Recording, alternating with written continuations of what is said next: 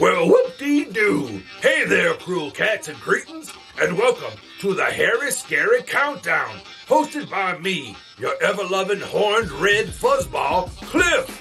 Doing what I always do around here at the Erie Cemetery, and that's getting things ready for tonight's big show with the Mummy and the Monkey, yeah. So let's get things cooking with this little ditty, and I'll see you on the flip, or my name ain't Cliff. Ha-cha!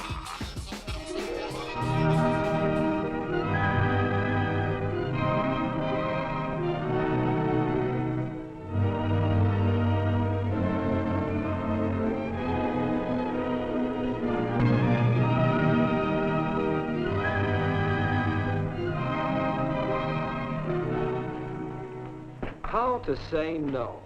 That's the subject under discussion. And there are plenty of times in life when you have to say no. Fortunately, sometimes it's easy. Saying no most of the time is as simple as this. No. Thanks for asking me, but... Yes, sometimes just plain no is best. But sometimes such a direct no would offend people. Cause you to lose your friends, make you seem to disapprove of them. And if you just take a subscription for only 1 year, I can get that bicycle. Well, new suit, new hat, new gloves. Do you like them?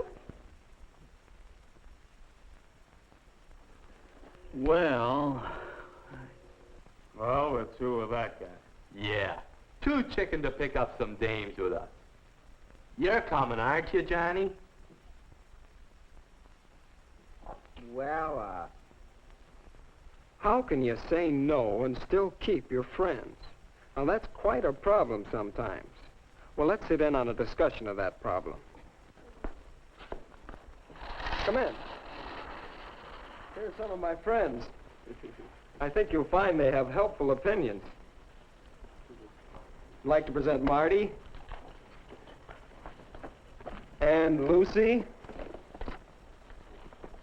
Nora, and Howie. Hi, gang. Oh, and I'm Bill. Well, we're going to discuss saying no and still keeping your friends. But you'll see better what we mean if we get right to our example. Marty, I believe you had an incident you wanted us to discuss. Well, Go ahead. Well, the fellows and I often stop somewhere for a snack after a game or after practice. It's usually just an ordinary place where you can get a good sandwich. But sometimes the fellows pick a tavern. And then... No service here. Well, how about it? Let's have a drink. A drink? Sure, it's one idea. Well, I dare you. What do you mean, dare? A drink never hurt anybody, eh, Marty? Well, coffee, boy. I'll have a beer. Me too. Beer? Huh. Scotch and soda for us, eh, Marty? Well, that's the situation. What can I say? 'Cause, well, I want to get along well with those fellows on the team. I don't want them to think I'm a drip. Well, couldn't you just tell them you're in training? Those fellows are supposed to be in training, too. Well, that makes it harder. No wonder we lost so many games. I'll bet they really feel a little guilty themselves if they're in training. Why couldn't you just order something else? Maybe. How? What would I say? Well, just whatever you would say anyway, if you were ordering. Don't you think that he should be direct? Sure. Yeah, I think so. Without making any fuss about it. Just order what you want. Well, let's see. How would that go? Scotch and soda for us, eh, Marty? I'll take a double hamburger with French fries. No drink? No, I'm hungry. Yeah, I think that might work. You know, I'll try it next time. I don't think it'll work at all. Not if the boys are at all insistent. Maybe they'll let it go at that, but there are a lot of kids who won't give in so easily. Let me tell you, happens all the time at pajama parties, for example. We get all settled down and the hostess has them safely out of the way, and then...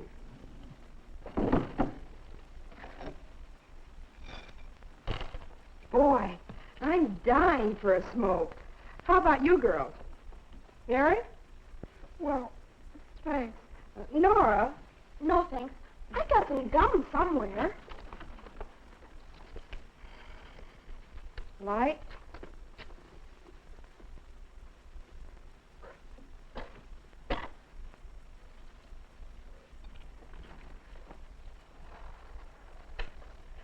Sure you won't, Nora? No, thanks, really. I'd rather have the gum. Oh, come on, Nora. Be a good sport. Yes, try it. Just this once. Here, take a puff on mine.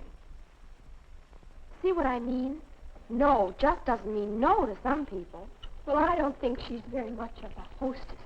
If she forces things on you like that. Well, there's some consolation in that. But seriously, I can't give up a friend just because of one little fault like that. How can I say no and really make it stick? Why don't you try some parlor tricks? You can always distract attention with a good card trick. Here, Oh, take card, oh, take card, take card. Come on. You're the one that's distracting now. No, wait. Distraction is an answer. Oh, I don't mean card tricks, but you can say no and change the subject. Bring up the latest gossip. Sure, maybe. Could be. You see? Oh, Howie. Well, let's see how that might work. Here, take a puff on mine. No, thanks, Rose. Oh, go ahead. Say, have you heard about Ted and Margaret breaking up? No. Well, who's she out after now? Yes, what's the story? Well, I guess that Ted is... That may be a pretty rosy version of what would happen. It might work, though. See, distraction. Change the subject. All right, here they are. Remco's 3 sensational giant wheel games. Step back, folks. These fabulous new Remco games will spin you into fun and adventure. Watch. Look out, you're headed for Dead Man's Gulch. Oh, no, I'm taking my trusty steed over this fence. Those Indians shot your horse right out from under you. Go back 2 squares. It looks like the poison water hole for you, partner. It's my turn again. Wow, you can jump the fence with a shortcut. With Remco's Cowboys and Indian game, Hours of Fun Spin Barn. Get one or all of these Remco giant wheel games. Thrills and Spills Horse Race, Cowboys and Indians, or Picture Bingo. Only $3.98 each at your favorite toy store. Remember, every boy wants a Remco toy. And so do girls. Moral, don't spend time alone with him. Simply don't get into a situation like that. Oh, it isn't quite as simple as that, is it? He has to take you home sometime. So you ask him in. Your folks are up, you have something to eat in the kitchen, and then you say goodnight. That's a help, all right. But really, you can't help getting into situations where petting's likely to start. When you date in the car, at the movies, even in your own home, watching television. You know, I never thought of that before. Well, why don't we take some cases, starting with yours, Lucy, and show just how you can say no. All right. We'll say that this time I didn't plan ahead. And here we are, on the front steps. Tell me, what are you going out for in the track meet next Saturday? Oh, the relays, I guess. Oh, how wonderful. Or take the case of the girl who finds herself in this situation. Say, is anybody else hungry? How about it, you two? Couldn't we go someplace for something to eat? Just a minute. I'm not sure those are very good examples. That poor guy in the front seat of the car sure was mad. And the other But, guy... Bill, it's not easy, you know. Why, you have to have a whole bag full of tricks to handle situations because each one is different. That's right. And fellas react differently. Seriously. You? Serious? You girls seem to think it's always the boy who starts things. Oh, naturally. Oh, no, Lucy. Sometimes we're partly to blame. We invite a little attention. Goes on, and then it's hard to stop. There are times when it's up to the boy to say no. Some fellows seem to think that petting's, well, the thing to do. And some girls think that they have to permit it for date insurance. Well, each of us has to set his own standards, I guess. Yes, but those standards vary with a lot of things. If you really like a boy, you want to be close.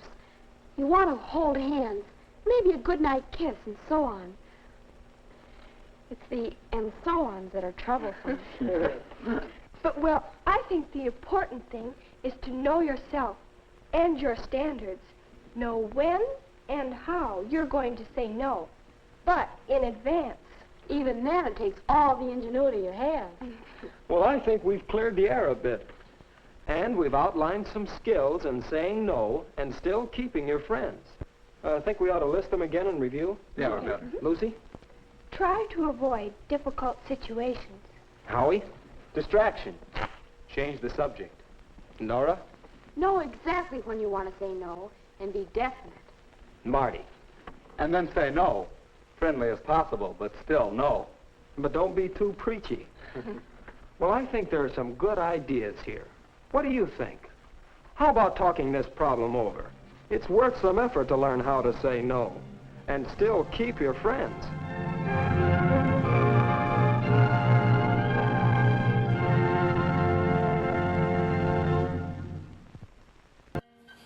Hey, Groovy Ghoulies! I'm Janet Decay, the Mummy. And I'm Grimgordy, the monkey. And together we host the Mummy and the Monkey's Hairy, Scary Hangout! Yes, our live streaming horror hosted show has it all. Skits, bits, and a scary flick. That's right, so for more information on our show, go check out themummyandthemonkey.com. And we'll see you at the Hangout. Woohoo!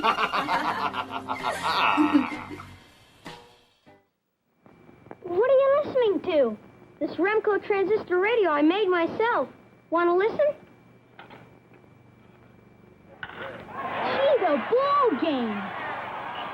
It's a real radio and it works great. Could I build one too? Sure. Remco makes it real easy. All you have to do is put together all the parts that come in the Remco kit. The transistor, the tuner, and the separate loudspeaker for broadcasting. Can you do your own broadcasting too? Yeah, sure.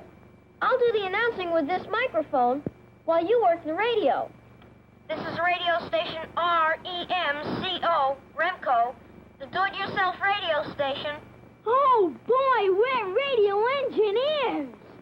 Fellows, get your Remco radio at your favorite toy store. From $3.95 to $9.95. Every boy wants a Remco toy. Hello, all you people out there in Gameland. Today we're going to play an exciting new game called Loop-A-Lot. Now, this is based on the scientific principle. You put your finger in the hole, then you take a penny. So you put it right there, or you spin it around. I drop my penny. I'll be right back. You spin the Loop-A-Lot, you stop, or you still got the penny. Now, where did the penny go? You can do this with one penny or two. Where would I be if I was a penny? Penny? Aha! Here we are. You see, it's the centrifugal force, the in going to the out, which keeps the penny in place. And when you get to be a super looper, you can use 1, 2, or 3 pennies. Loop-A-Lot is a poker game. So is Monopoly. Oh.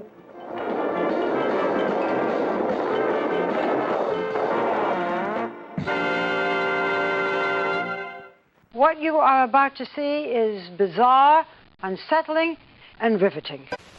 Sparkling soft drinks. Ain't nothing like a good Mountain Dew. Hey! Hey! Steaming hot coffee. Roses are red, and how do you do? Drink 4 of these, and whoop-a-boop-boop. Steamed or grilled hot dogs. Oh, my God.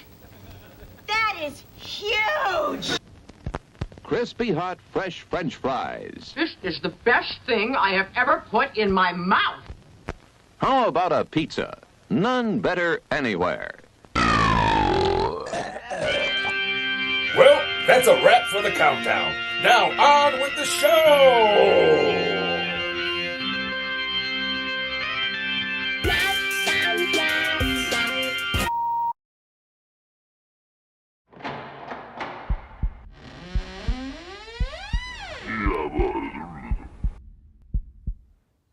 Well, whoop-dee-doo. Hey, gang. Welcome. I'm Cliff Jablonski, the behind-the-scenes guy here at the Mummy and the Monkeys, Harry Scary Hangout, yeah.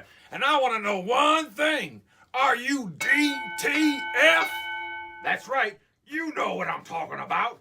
Are you down to Friday?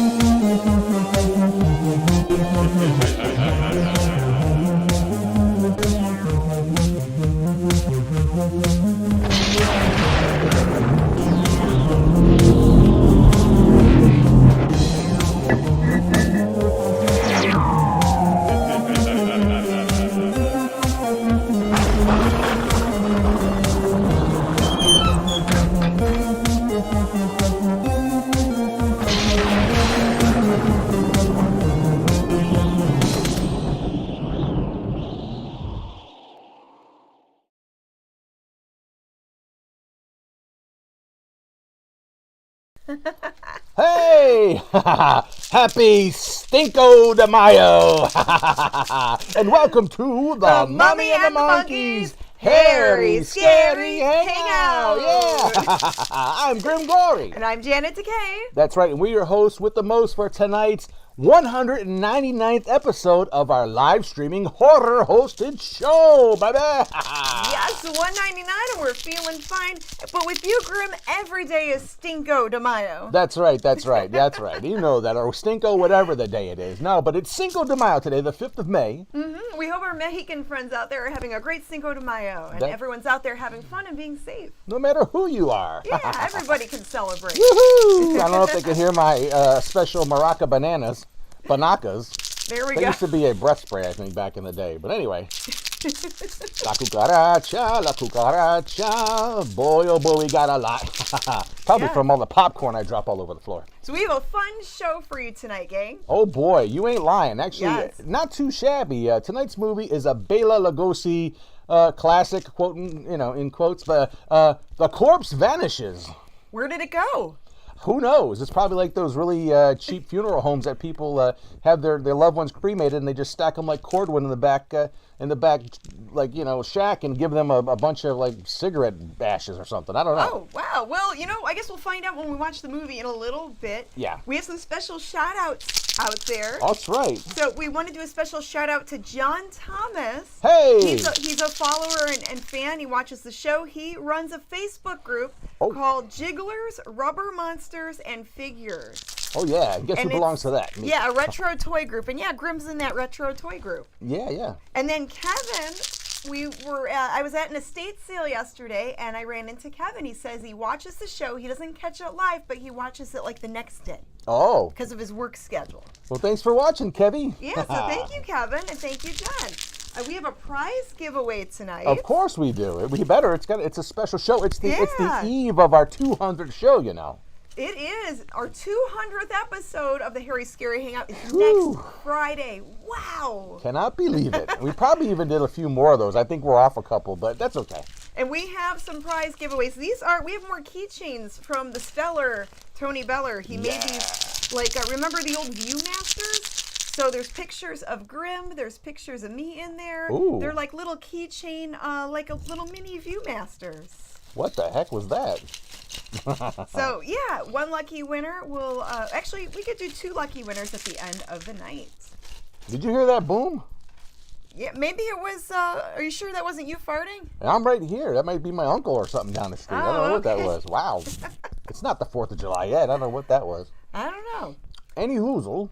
All right. So, we just to be a part of that prize giveaway, just send us an email too. Oh, we're doing email this time. Yes. Okay. We did that last week as well. All right. themummyandthemonkey@gmail.com, and in the subject line have it say keychain. We're going to do that again. Keychain. I'll put all of the names in my big plastic shiny mummy bucket. Ow! Yeah, the Kardashians have a big bucket, and I do too now. Yes, you do. And you fill it every Friday with the viewers. Yes, their I names. do. Their names, yeah. Yeah. Okay, and then we have, let's see, we've got fan mail we're going to open later. That's right. We got a nice couple of packages here to open up live on the air. What else? Oh, and there's a game. So you wanted to have a game for this movie. Oh. Count the car doors opening and closing. Well, it's a drinking game. It's not really count them and let us know because there's you can count them or take a sip of your favorite beverage. You can count them, and if you come up with a total, you can post it at the end. But there's a lot of people getting in and out of cars in this movie and shutting the doors hard, which means I had to really get the glass breaking sound effect out all through the whole movie. I think there's it's like Raisin Bran, like 2 scoops of car, windows crashing in every segment or more. But I had a real fun time with Grim Goryizing the show tonight, putting a bunch of drops and sound effects. So really happy and proud of this one. Had a lot of fun with it. Awesome. And now we're going to do the Mini Monster shout out. The Mini Monster shout out. Let me grab. Is Fartword around? He ain't. He's being replaced tonight by a special guest host. Oh, who's this? We have Penny. Penny the Pinata? Yeah, guess who named him? Who? Pee Wee Herman. Does he just add an E at the end, the E sound at the end of everything, like cherry, flory? So here's Pinata E. E the Pinata. Pinata E. All right, and I've got Miss Putrid Petunia, the little zombie ghoul. Everyone's favorite. Here, I got my little. All right. Are we ready? Let's kick it off with our traditional ceremonial Mini Monsters cheer. Here we go. Okay. And a 1 and a uno and a dos and a tres. Mini monsters, rah, rah, rah. Mini monsters, here they are. Yahoo! Mini monster shout outs too. We've got Miss Emily. Miss Noelle. Arriba, arriba. We've got Trayvon and Araya. We can't forget them. And Xander and Willow. Oh, yeah, those two. And Morgan and Julius. Morgan. And Adrian and Sienna and Dario. Okay. Wow. And Hannah and Penny. What else? Atticus and Lil Kong and Violet. Hi, Minis. Hey-o. And then we've got Cassandra and Carly and Isabella. Woohoo. And Mackenzie and Eva and Adeline. Hi, Minis. And then Gabriel. We can't forget Gabriel. And Taylor and Mac. Oh. Hi, guys. And Charlotte. And then there's Mia, a.k.a. Scoob. Oh, Mia Maya. And Adam and Peanut. Peanut. Hey there. And then Dimitri and Lucy. Yes. And Baby Joe. And last but not least, we can't forget Christian and Lucas. Don't ever forget that. No. I think there's something. Is there still some candy left in this? Oh, I don't know. Is he going to poop out candy for you? There's something in here. I hope it's not like a dead bug. Oh, there is. There's a Hershey's Kiss. There is candy in there. I don't know what the. Well, I don't know if you. I hope that's a Hershey. It's brown. It's brown. Okay. All right, forget it. I'll put Pinata E right over here. Go put Penny down over there. All right, Penny, there you go. Penny the Pinata. All right, I've got my macabre mirror here. We've got 108 watching currently. The Bargain Barons left us a super chat. Wow. Wow. Well, thank you. Where's my Canada loves Janet and Grim. Keep up the great work, guys. Hey, we like Canada. Eh? Where's my Barba Papa? I don't know. Shake your banana maracas. No. I beg your pardon? You've got your banana maracas, right? Yeah. You know where I keep these bananas? I don't want to know. In my banana hammock. I got they hanging up over there. Okay.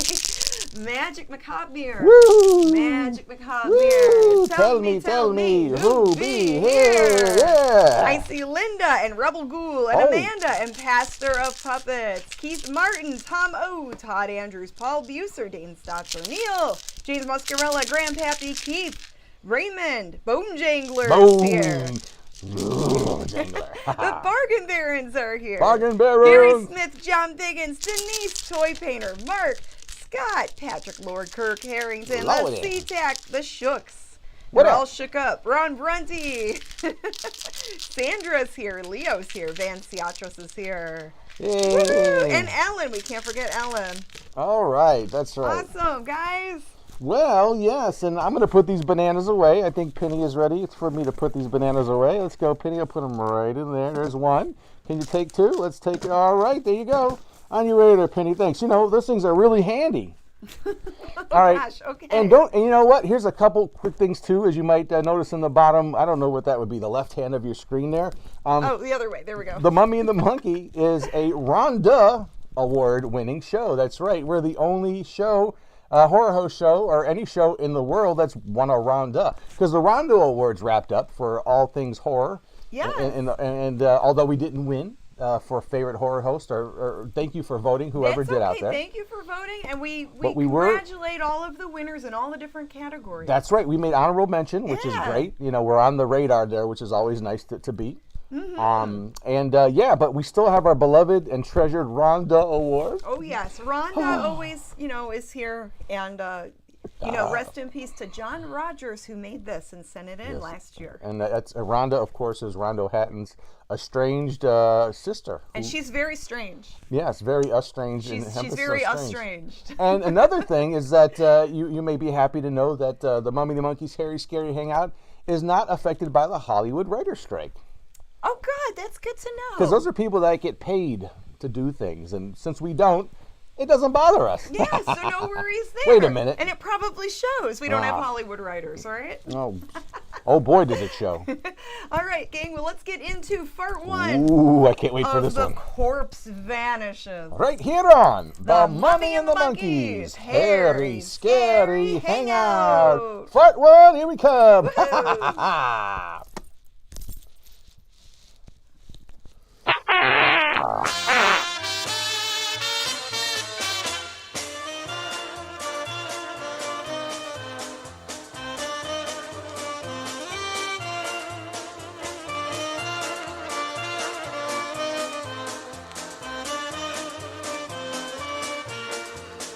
Let's all dance and sing the polka, tra-la-la-la-la-la-la. Let's all dance and sing the polka, tra-la-la-la-la-la-la. Everybody likes to dance, everybody likes to smooch, everybody likes to kiss and drink a little hooch. A polka a day keeps the doctor away. Remember one thing, we're not long for you to stay. A polka makes you happy and a polka makes you gay. Makes everybody sing. And you, Phyllis Hamilton, do you take this man to be your legal, lawfully wedded husband, to love, honor, and obey until death do you part? I do. She fainted, Dr. Raven.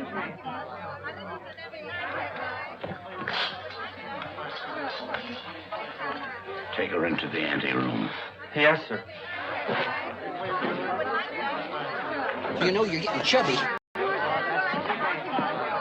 Dr. Rayburn. You!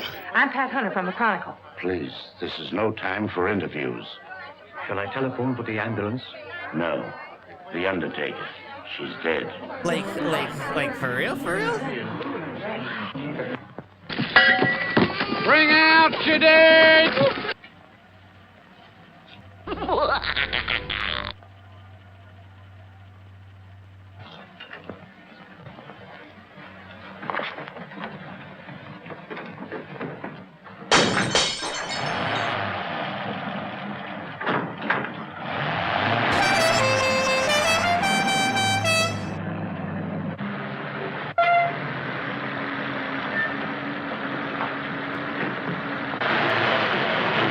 I get $50 an hour, plus expense. Hey, I can go now.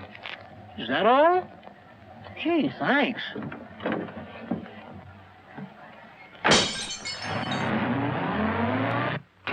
Good evening, Dr. Rayburn. I'm from the Forest Mortuary. Forest Mortuary? Why, 2 of your men just drove away with the body a few moments ago. Well, there must be some mistake. They weren't our men. Well, I've heard of ambulance chasing, but this is something new. New? It's sensational. Another kidnapping of a dead bride. What a story!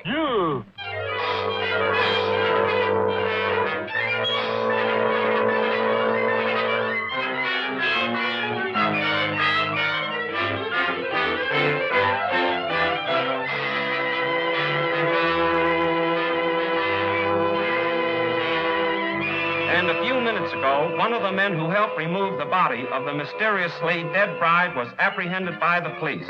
Go on, keep talking. Okay. Well, what I told you, I was standing on the corner, minding my own business, when along comes a stiff wagon. A guy poked his head out of the window and asked me if I want to make a couple of bucks. How many men were with that hearse? 2. At least all I could see. What'd they look like? Your mother. I don't know. was dark. I didn't pay no attention to faces. You notice the license? What, with $2 staring me in the face? Come on, tell the truth. What'd you do with the corpse? I didn't do nothing with it. What I tell you is the truth. So help me. That's a lie! That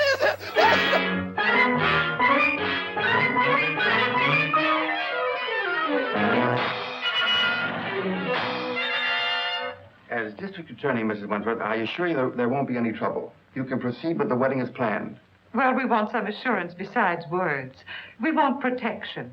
I'll have plenty of men guarding the chapel. Thank you. And if I'm any judge of the appearance of your daughter, she looks as healthy as she is beautiful. Well, really, Mother, I think you're making much ado about nothing. You're not worried, are you? Not in the least. Well, if we have protection, I'll feel much better about it. You'll have it all right, Mrs. Wentworth. Get the mother out of my life. Tell Jones and Riley to wait. I'll pick him up. That's the Wentworth mother and daughter, isn't it? Is the wedding called off? Certainly not. And there isn't going to be any trouble either. That's what all the rest of them thought. I can't answer for Miss Wentworth's health, but your paper can print one thing, and that is that there'll be no more theft of girls' bodies. All righty.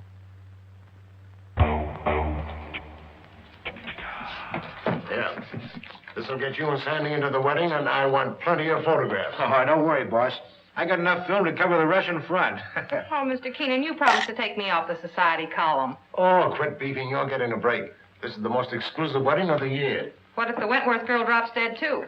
You'll still tell me what she's wearing along with the rest of the fancy pants. Get me the guest list and don't bother about anything else. I've got 3 men working with the police, and there'll be plenty more thereabouts. If the bride pulls up this time, there won't be any snatching. Now get going. What if I get a clue? Oh, I wouldn't let that bother me, sweetie pie. You wouldn't know a clue if it bit you. I'll remember those words, stooge.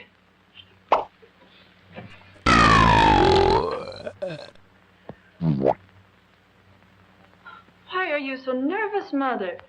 After all, I'm the one that's getting married. Oh, I just can't help it. I'm so afraid something will go wrong. Oh, forget it. Nothing can possibly happen. Yeah, right. Oh, Alice! Oh, you look perfectly beautiful. All right. Have you seen Dwight? No. Make it snappy. We're late and this wedding won't wait for us. Can I help it if we had a blowout? Serves you right. Why don't you buy some new tires for this bus? You know, I've been thinking of getting... Hey, are you kidding? Come on.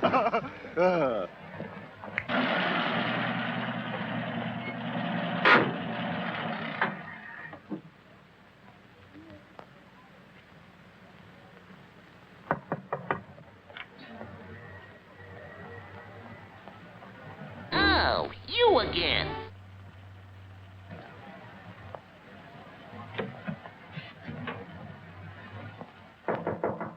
You better not be using my hair crimper on your bad place again. Oh, Dwight, you mustn't come in here. It's bad luck. Oh, not even a peek? Not even one. You'll see me soon enough. You see? I thought I smelled gin and regret. Girls, do you mind if I had these last few minutes alone with Alice?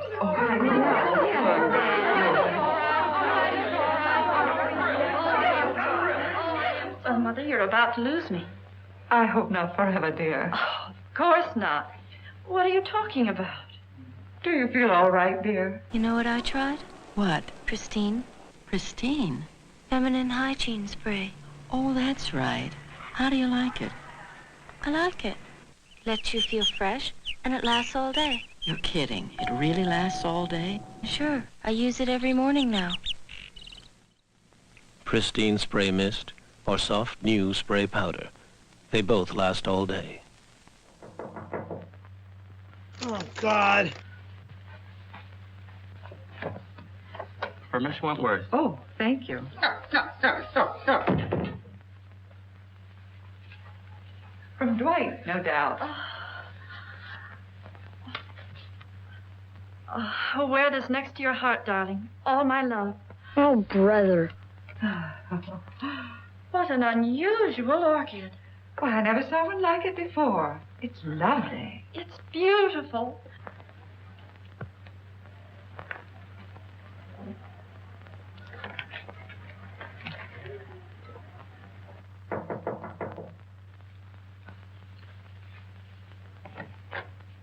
The minister is ready, Mrs. Wentworth. Thank you.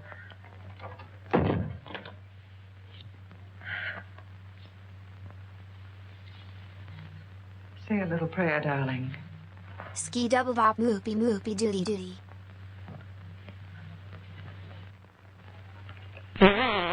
You look faint, dear. Do you feel all right?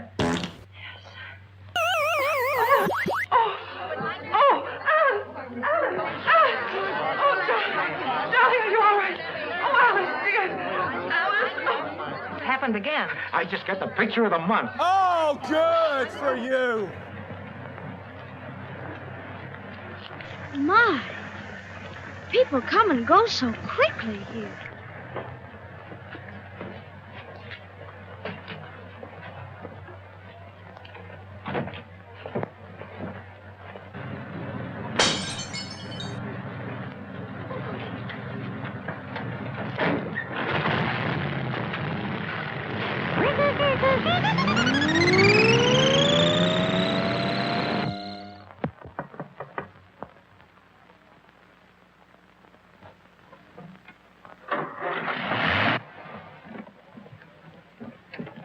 I just phoned the news to Keenan. Did you get any more pictures? Did I get pictures? I covered everything except a close-up of this pretty posy.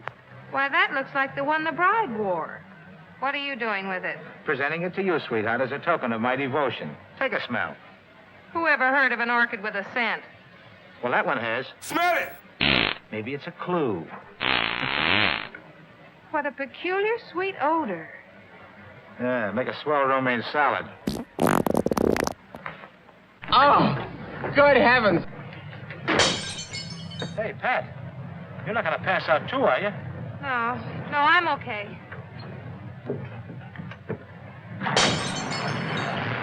Beep, beep.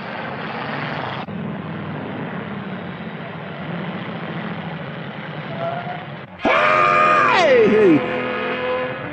You stay right here.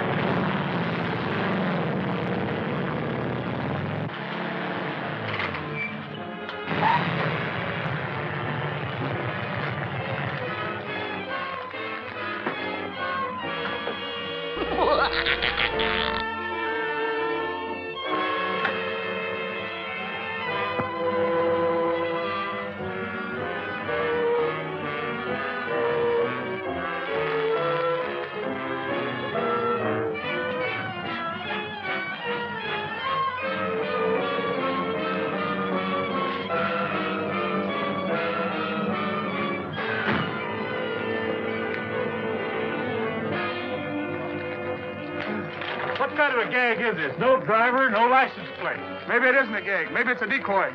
Well, maybe you're right.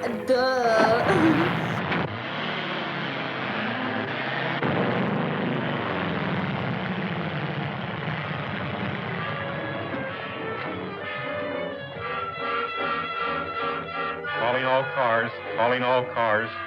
Another abduction of a girl's corpse. Brunette, 22 years of age.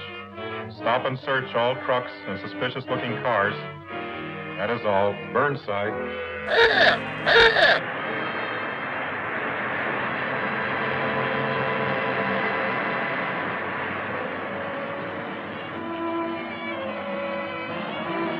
Smile out. We're taking a look inside this rig. Sure thing, officer.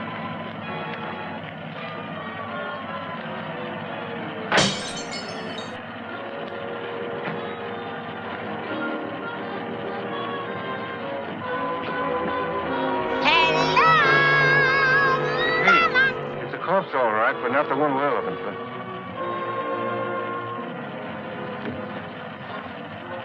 All right, go ahead.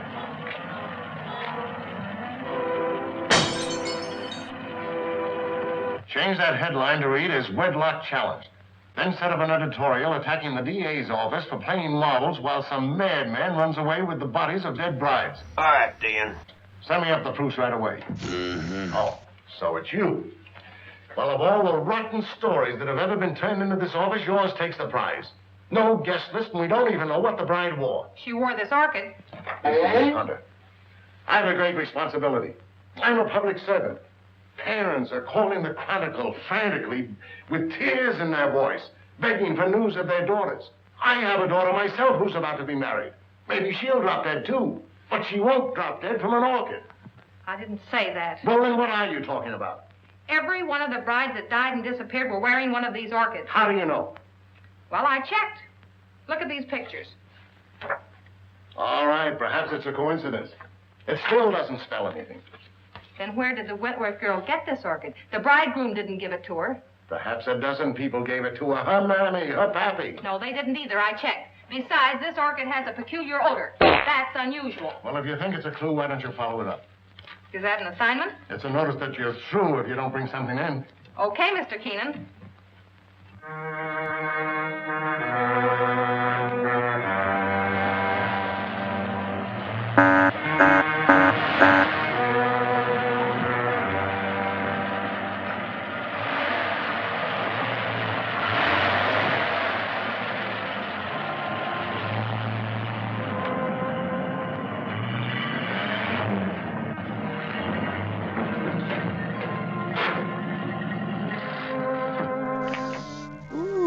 You have that just rolled out of bed smell. Well, I had a long night.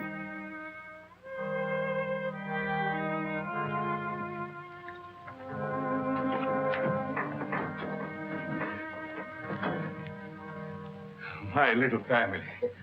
You're all so very faithful. Master, the Countess is waiting. Upstairs? There. Oh, you must hurry. Mike?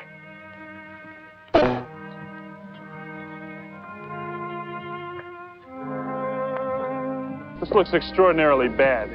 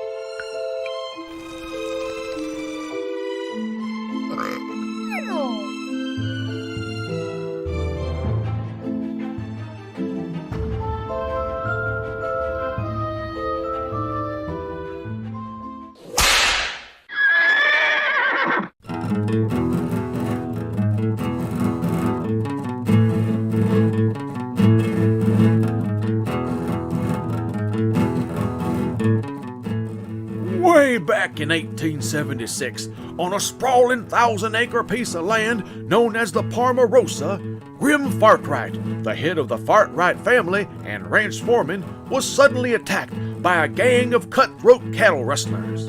A fearsome shoot-'em-up broke out betwixt the bad guys and the lone Fartright that was over even before it began. Soon after the smoke cleared, Grim's favorite saloon girl, Rita, arrived to the ranch to find Grim Fartright, the last man, or monkey in this case, a-standing. Let's see, where was I? 13 and 14, 15. What comes after 15? 20, 21, Grim! 22. Hey, Grim!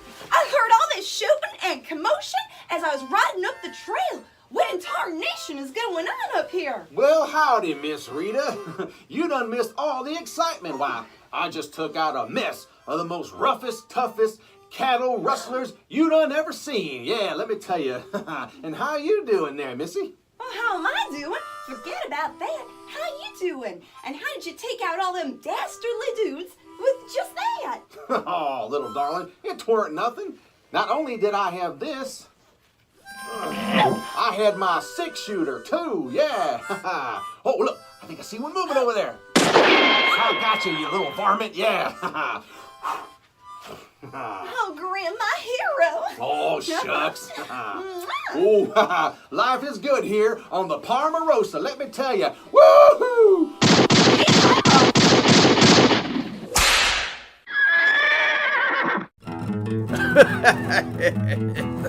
Well, that might not be the way the West was won, but it sure was the way it was fun. Until next time, happy trails, little doggies.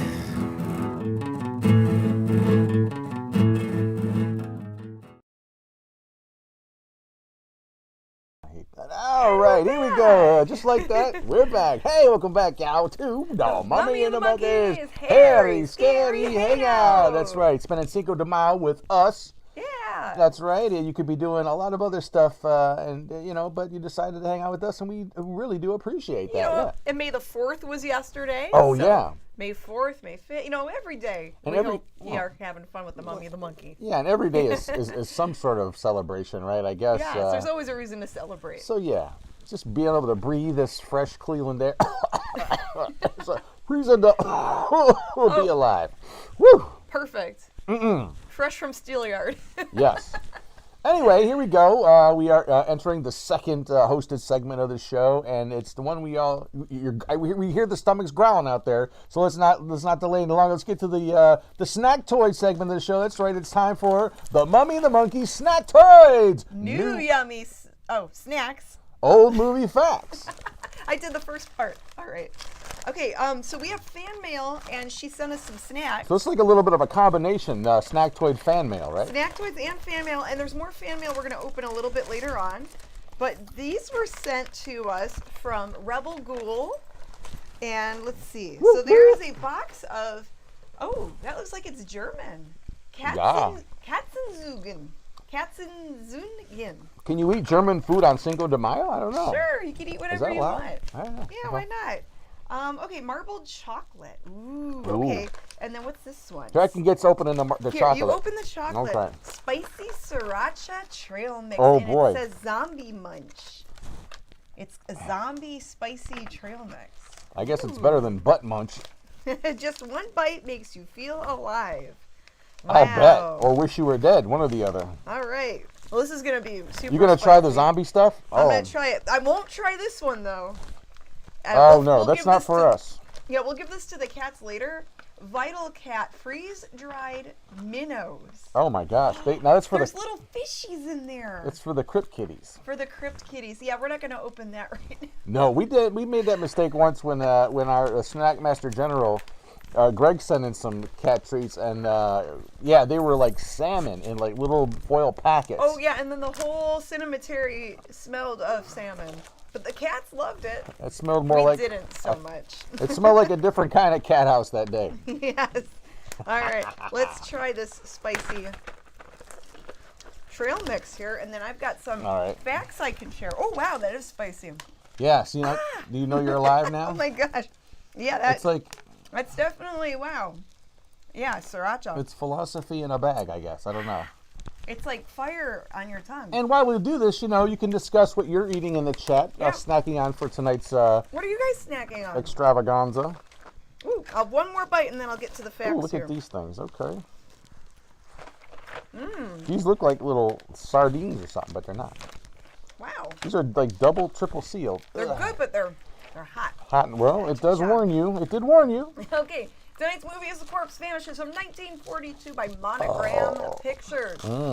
Monogram Pictures was a low-budget studio. Do you little chocolate in the Hollywood area. Want to split it? Part of let's split it. Part of Poverty Row Pictures, as they were nicknamed.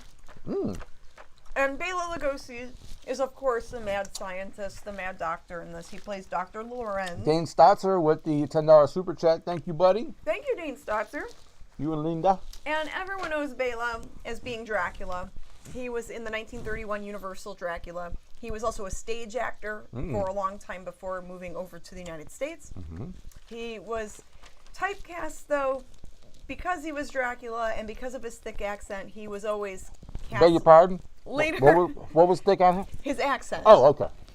Yes. That's what I heard. And yeah, he always played like the bad guy, the mad doctor. He played like certain characters, and that's what these studios cast him as. Yeah. But we love Bela. We love seeing Bela in these movies. Okay, Elizabeth Russell plays the evil wife. He plays Dr. Lorenz's wife. And Elizabeth Russell worked for RKO Pictures and was in Curse of the Cat People. She's well known for being in that one. And Bedlam from 1946 with Boris Karloff. Yeah, we haven't quite gotten to her character yet, but yeah, you'll see. Yeah, you'll see her later. You'll see. And you'll see this character later. Peanut Angelo Rosito. He was a little person actor, and he plays the character Toby, and he had dwarfism, and he was 2 foot 11 inches tall. Really? Yeah, he was really short. Was he thick? Or he have a thick accent? No. A thick accent? He did not have an accent as far as I know. Maybe he does in this movie. What else about him? All right, so he first appeared in silent films with Lon Chaney, and he was in over 70 movies.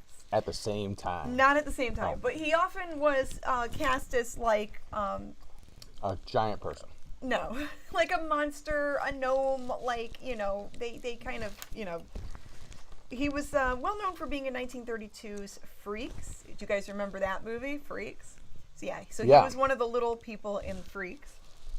One of the freaks in Freaks. And the last film he was in 1985 when he was in Mad Max Thunderdome. Whoa. And he lived a long, full life. He passed away in 1991. You just say he lived a long life. A long life. He was oh, come on. Yes, he lived that's a long mean. Don't life. say that. Oh. No, that wasn't mean at all. So, he lived a long time, actually. He was small but mighty. He lived so he a long went life. from silent films all the way to Thunderdome. That's Yes. that's a huge stretch of career. Over 70 movies. He had a very extensive career there. Okay, Lana Walters plays Patricia. She was an expert horsewoman, and she would enter her horses in different contests. Well, she got noticed by Hollywood talent scouts, and she was in some movies in the 1940s. What was she, like a female satyr? What do you mean she was a horsewoman? Like she trained horses and worked with horses. Oh, okay, like an equestrian. No, she wasn't like a half horse, half human. Some sort of chimera. Creature. She was no sort of hybrid. Okay, No. I don't know what you're talking about. She was in the 1948 movie Superman. She was in a couple scenes in there, and then she played... 1948 movie? Yeah, there was a 1948 Superman movie. Just a movie? A movie, yeah. A serial? That's according to the Wikipedia. I think they mean the serial. It said movie on there. Maybe it was a serial. Yeah. But she was in there somewhere. What do I know? She was there somewhere. Okay, and then she was in the She Creature. And she died young, though. I was in a few She Creatures. Oh, God. Grim. I'm just saying. Grim, behave yourself. But unfortunately, she died young. She had some issues and passed away when she was 50. Wow, that's real young. Yeah, so those are your snack toys for tonight. And let's read some comments on what people are snacking on. Yeah. Greg's asking if you have Jiffy popcorn. We do. We still need it. I'm not mind, friends. Yes, real quick. Let me check on this thing here. Oh. There was a weird thing with the streaming. Just a sec, guys. It says no data. I'm not sure why. What do we do? I don't know. What's it? Put it down again. Now it's saying excellent connection. Because Bill and Ted are back in charge. So. Excellent. Someone was saying it lagged. Well. Okay. This is our 199th episode, so, you know. You'd think we'd figure it out. Well, the older the show gets, it's like, you know, yeah. You're going to lag a little. James Musgirl is having mini Reese's peanut butter cups. Peanut butter. And let's see. Guess what Greg Tominski's eating? What? Our Snack Master General. What? Zots. He loves those things. Let's see. We still got a bunch of those. Mountain Dew and sushi. That's cheese interesting. popcorn. Ain't nothing like a good Mountain Dew. Goldfish cracker, says Draugr. Phyllis is having margaritas. Hey, yo. Ooh, There you go. go. Happy Cinco. Fun. Snickers ice cream bar, says Jerry. Those are good. Those are better than Snickers, than the actual candy bar. I would rather have a Snickers ice cream bar than a big old Snickers bar. Cool. All right. Well, looks like we're having fun with our snacks. I'm going to have a few more bites of this, and let's get into part 2 of The Corpse Vanishes. That's right, and we'll be back right here on the Mummy and the Monkeys Hairy, Scary Hangout. That's what Grim said. Let's get the snacks out. Let's get this, keep this party rolling. Aha! Part 2 just for you.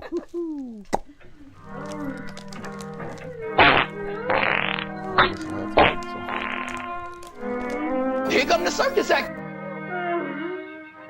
Shut up! Are you suffering, my beloved? Terribly. You must hurry.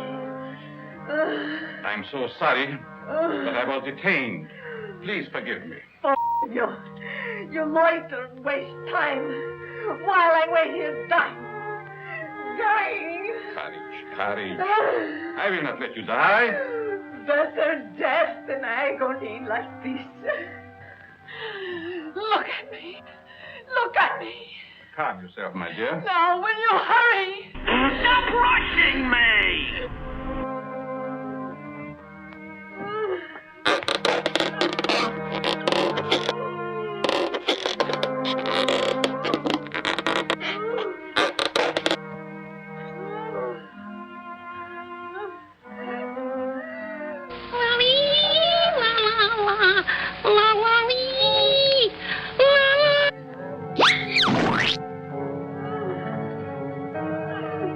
Please, stop.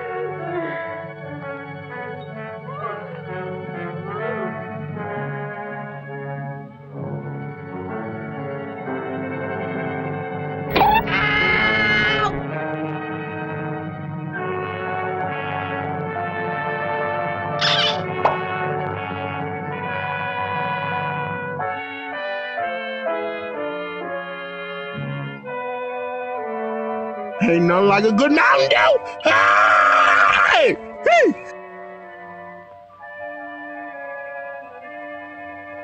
First minute she's gonna be crying, next thing you know, she's gonna be sniffling, rolling around on the floor.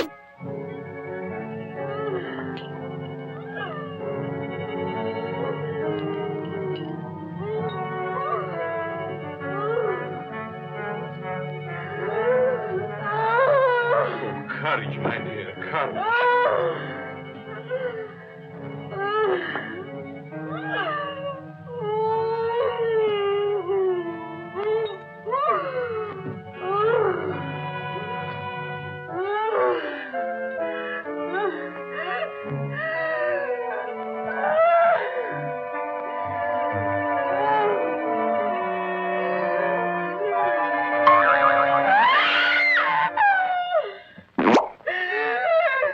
Hey, girlfriend!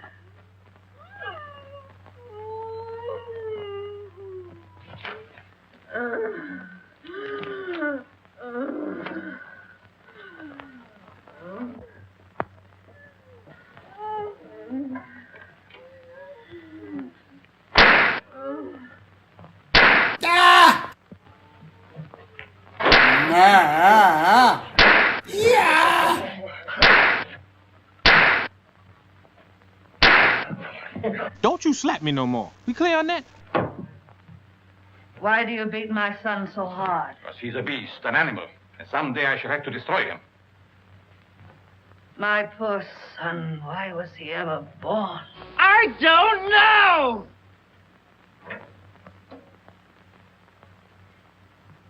Hubba, hubba, hubba.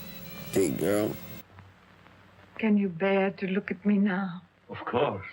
You're beautiful. And I shall always keep you that way. Oh, please, she's had work done.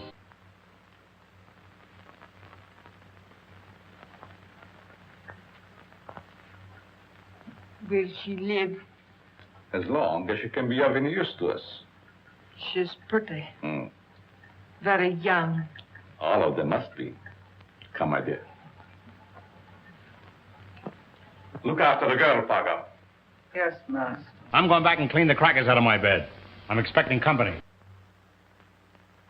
None of the florists I checked with ever saw an orchid like that. Well, that's not surprising. This particular type belongs to the Stanhopea class. Oh, is that a It's fact? a very rare species. Do you know of anyone that grows them? No. But if you wish to find out more about them, I suggest that you look up a man by the name of Lorenz. He was the one who originally hybridized this plant, over in Europe somewhere. But I just can't go to Europe just to... Oh, that isn't necessary. He lives up at Brookdale now. Well, thank you, Mr. Smith. Don't mention it!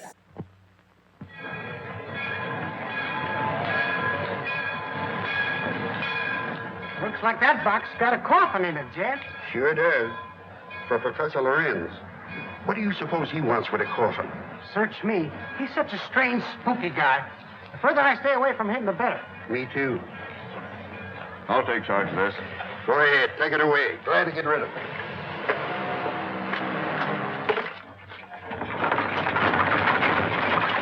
Adios, amigos. Taxi lady? Yes. Right this way. I appreciate that. Where to, miss? To the home of Professor Lorenz. Lorenz, I'm sorry, I can't take you there. I'm out of gas. You mean you won't take me? Yes, ma'am, I'm sorry. I just... Is this the only taxi in town? Yes, ma'am, it is. Look, I've simply got to get to the Lorenz place. I'll make it worth your while. Oh, I'm sorry, lady, but that truck's going up there. You might get a ride with him. That is, if you don't mind riding with a coffin.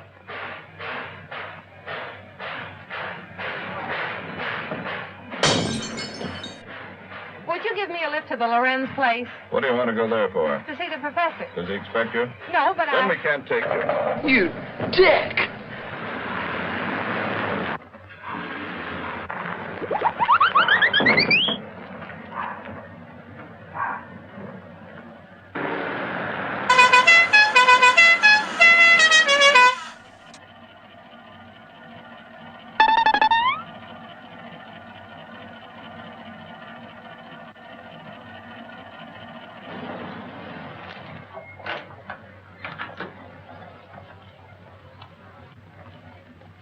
Get off and stay off. Look, I've got to see Professor Lorenz. It's important. I said you couldn't ride. Hey, wait a minute. You've got my bag. Oh. Oh, this totally sucks.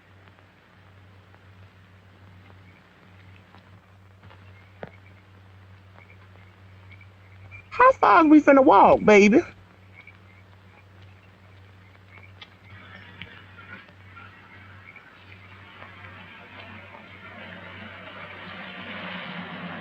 Beep, beep.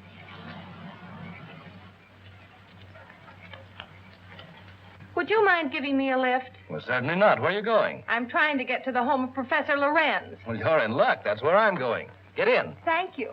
That was a perverted move. My name is Dr. Foster. I'm Patricia Hunter. Are you a friend of the Lorenz? No, I'm a reporter. I hope to interview the professor.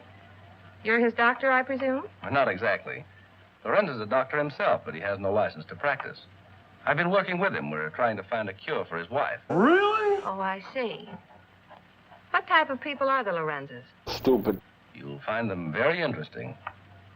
Professor Lorenz is a man of unusual accomplishments, but his wife is rather peculiar. I expect you'll find them both a bit eccentric.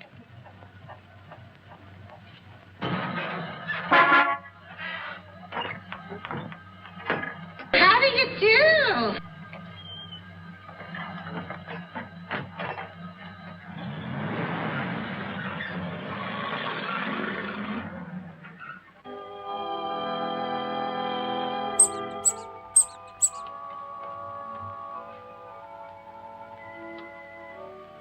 You right.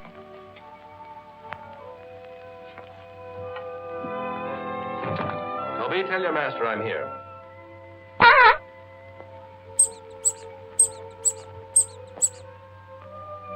Cheerful little fellow, isn't he?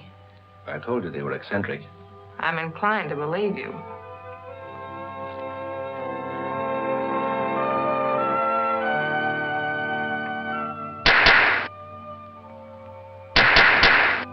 Get out, you gargoyle! Get out! How dare you? Good evening, Dr. Foster. How's it going? Come right in. Good evening, Professor Lorenz, Countess. May I present Miss Patricia Hunter? How do you do? We have been expecting you. So you found my bag in your truck? Yes. There it is. Miss Hunter's a newspaper woman. I came here hoping you might grant me an interview. An interview? About what? No one asked you to come here. You're not welcome. Control yourself, my dear. I'm sure Miss Hunter meant no harm.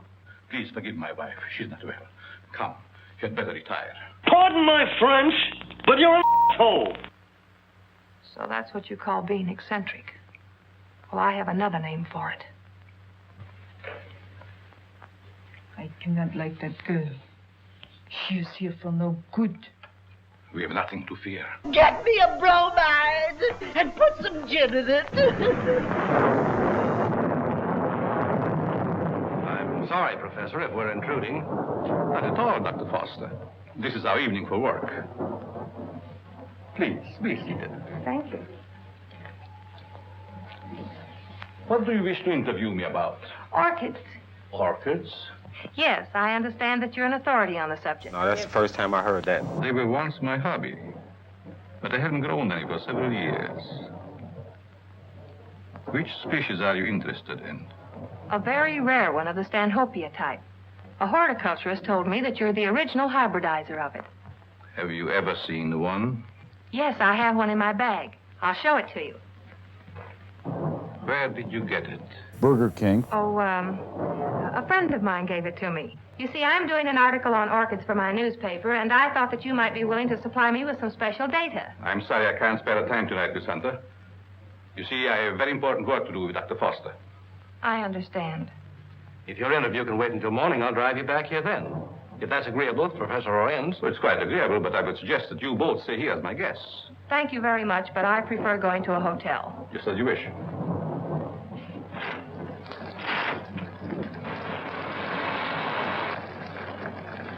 I think it would be foolish to go out in such a storm. The professor is right, Miss Hunter. Perhaps we had better remain. However, if you insist, I'll gladly drive you back to the village.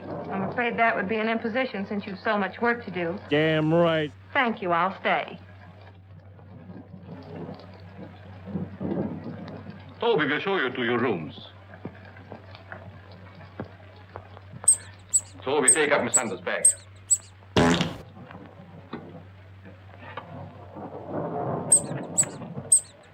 Good night. Good night. I'll meet you in the study soon. Very well.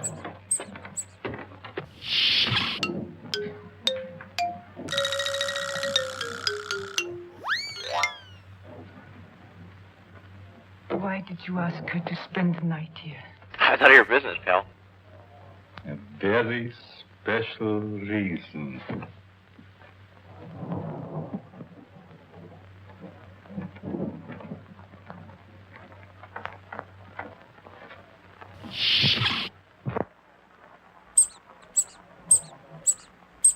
Thank you.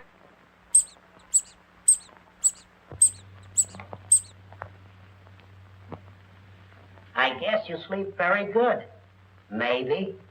The few times I've stayed overnight here, I slept unusually well. It must be wonderful to have nerves like that. Tell me, just how well do you know these people? Why, actually, not very well. I've only recently moved into the village. You know, a young doctor trying to establish a practice. I mean, your flirt's on the fritz. Well, I must be keeping you from your work. Good night, Doctor. Good night.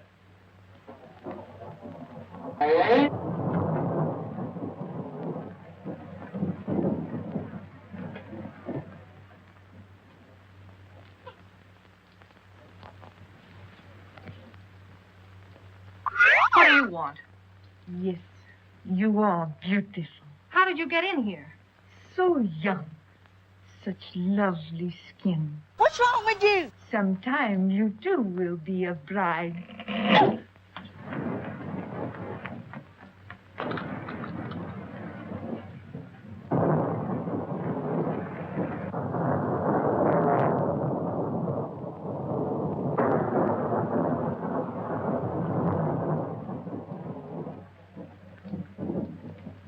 There's something screwy around here.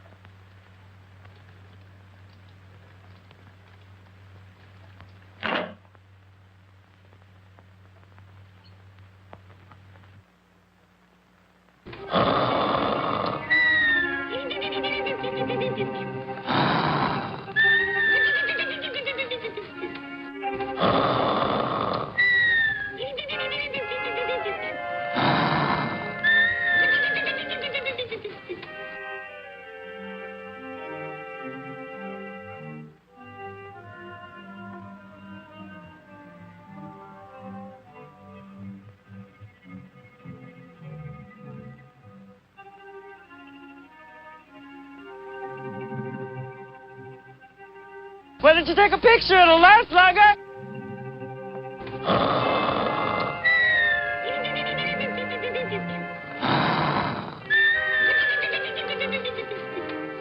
You are really enjoying this, aren't you?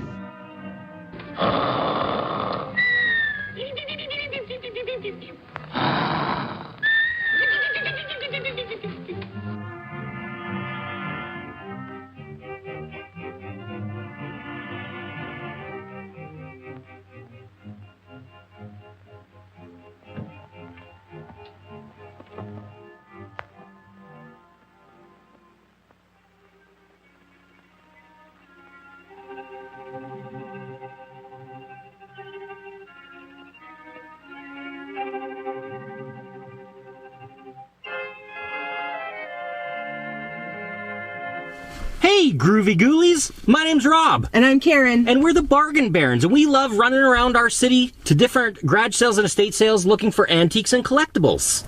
Oh my gosh, there's just so many nice things here. Yeah. Oh my god, it's so nice. Hey, wow, look at this old thing. Oh yeah. And when we're not doing that, we love watching Mummy and Monkey on YouTube and Facebook. They're awesome. Check them out.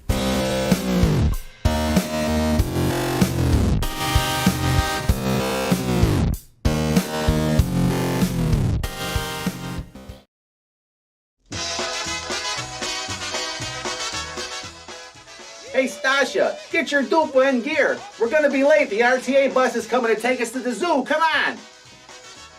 Whoa, slow down there, girl. What are you, out of breath? Can't talk? Well, so what else is new? Anyway, you ready to go to the zoo to see some animals? Yeah. Maybe we'll see your special favorite thing. It won't be hiding this time. Hopefully we'll get lucky and you can snap some pics. Let's go. We're going to the zoo, zoo, zoo. How about you? Take me to the zoo. I forgot to climb the board.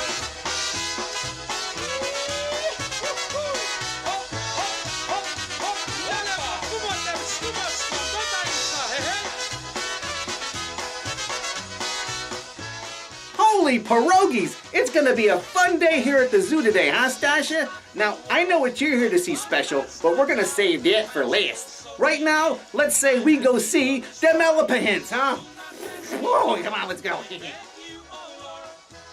stop the world, I forgot to climb the board.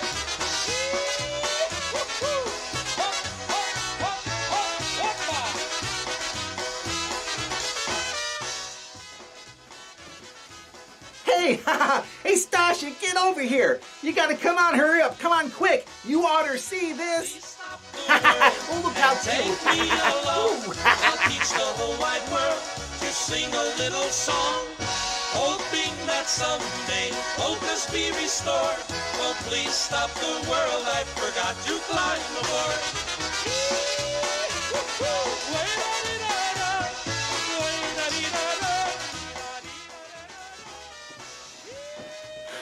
Well, here we are at the Cat and Primate building.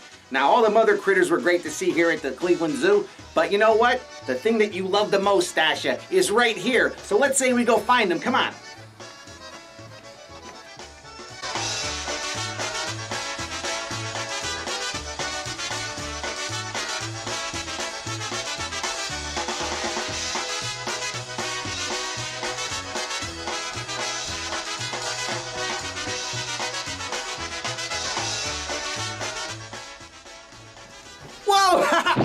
Hey, look, Stasha, look. It took a few minutes, but we found it. There it is. And it ain't even hiding this time. Yeah, we found it. Yeah, woohoo. There it is. Yeah. The mandrill, I love this thing. Look at that. There it is right there. What? Oh, the other way. There you go. Good girl. Yeah, snap a few pics. Oh, we got you this time. Yeah. Last time it wasn't here, now we can see it. Woohoo! Yeah.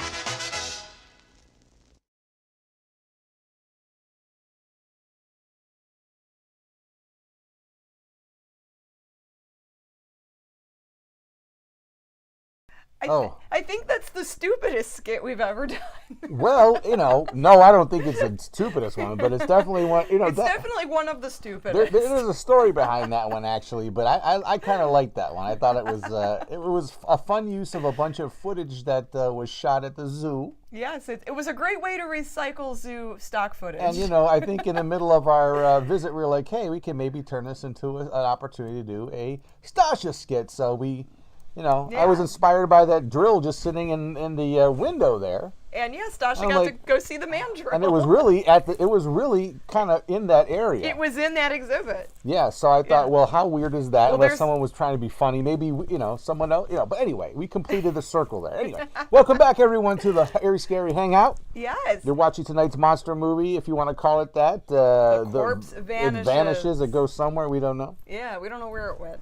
But special shout out to the Vento family and the Haunted Barn Museum. Ooh, Joey and Diane Vento and Yes. Jess Ferratu. Yes. So yeah, they're watching, and we'll be joining their Google Meet of the Haunted Barn tomorrow. Ooh, the return of the Haunted Barn. I can't wait. It's going to be fun. So there is a Haunted Barn Facebook group if there's other people interested, and you want to look at classic movie monster stuff, so you could check that out. Yeah, they have a traveling. Well, I know he does have a traveling version of the Haunted Barn, where they go and they'll bring some of their the memorabilia they have from all kinds of movies, like props and pieces of, monsters that were in movies and masks and all kinds of cool stuff. Yeah. Artifacts of monster movies from really old ones too, from the 30s all the way up until now. So yeah, check out the Haunted Barn on Facebook, right? Yes, on Facebook. So we have a fan letter from Todd in Willoughby, Ohio. We have fans? All the way from Willoughby on the east side. Willoughby, oh, will you be my baby? So let's open that. Okay. There's a little envelope here. What is this? There's something in it. There is something here. There's like a letter. Oh, it's actually wrapped up. Is it some? Janet and Can Grim. you smoke it? What's in there? 200th episode. Oh, this is for next week. Oh. Uh-oh. Enclosed is a flash drive with a little video skit on it for your 200th episode. Oh, even better. So good. It's good that we open it now so we can have it ready for next week. Perfect. I tried to email it to you, but the email said the size of the video was too large. Yeah.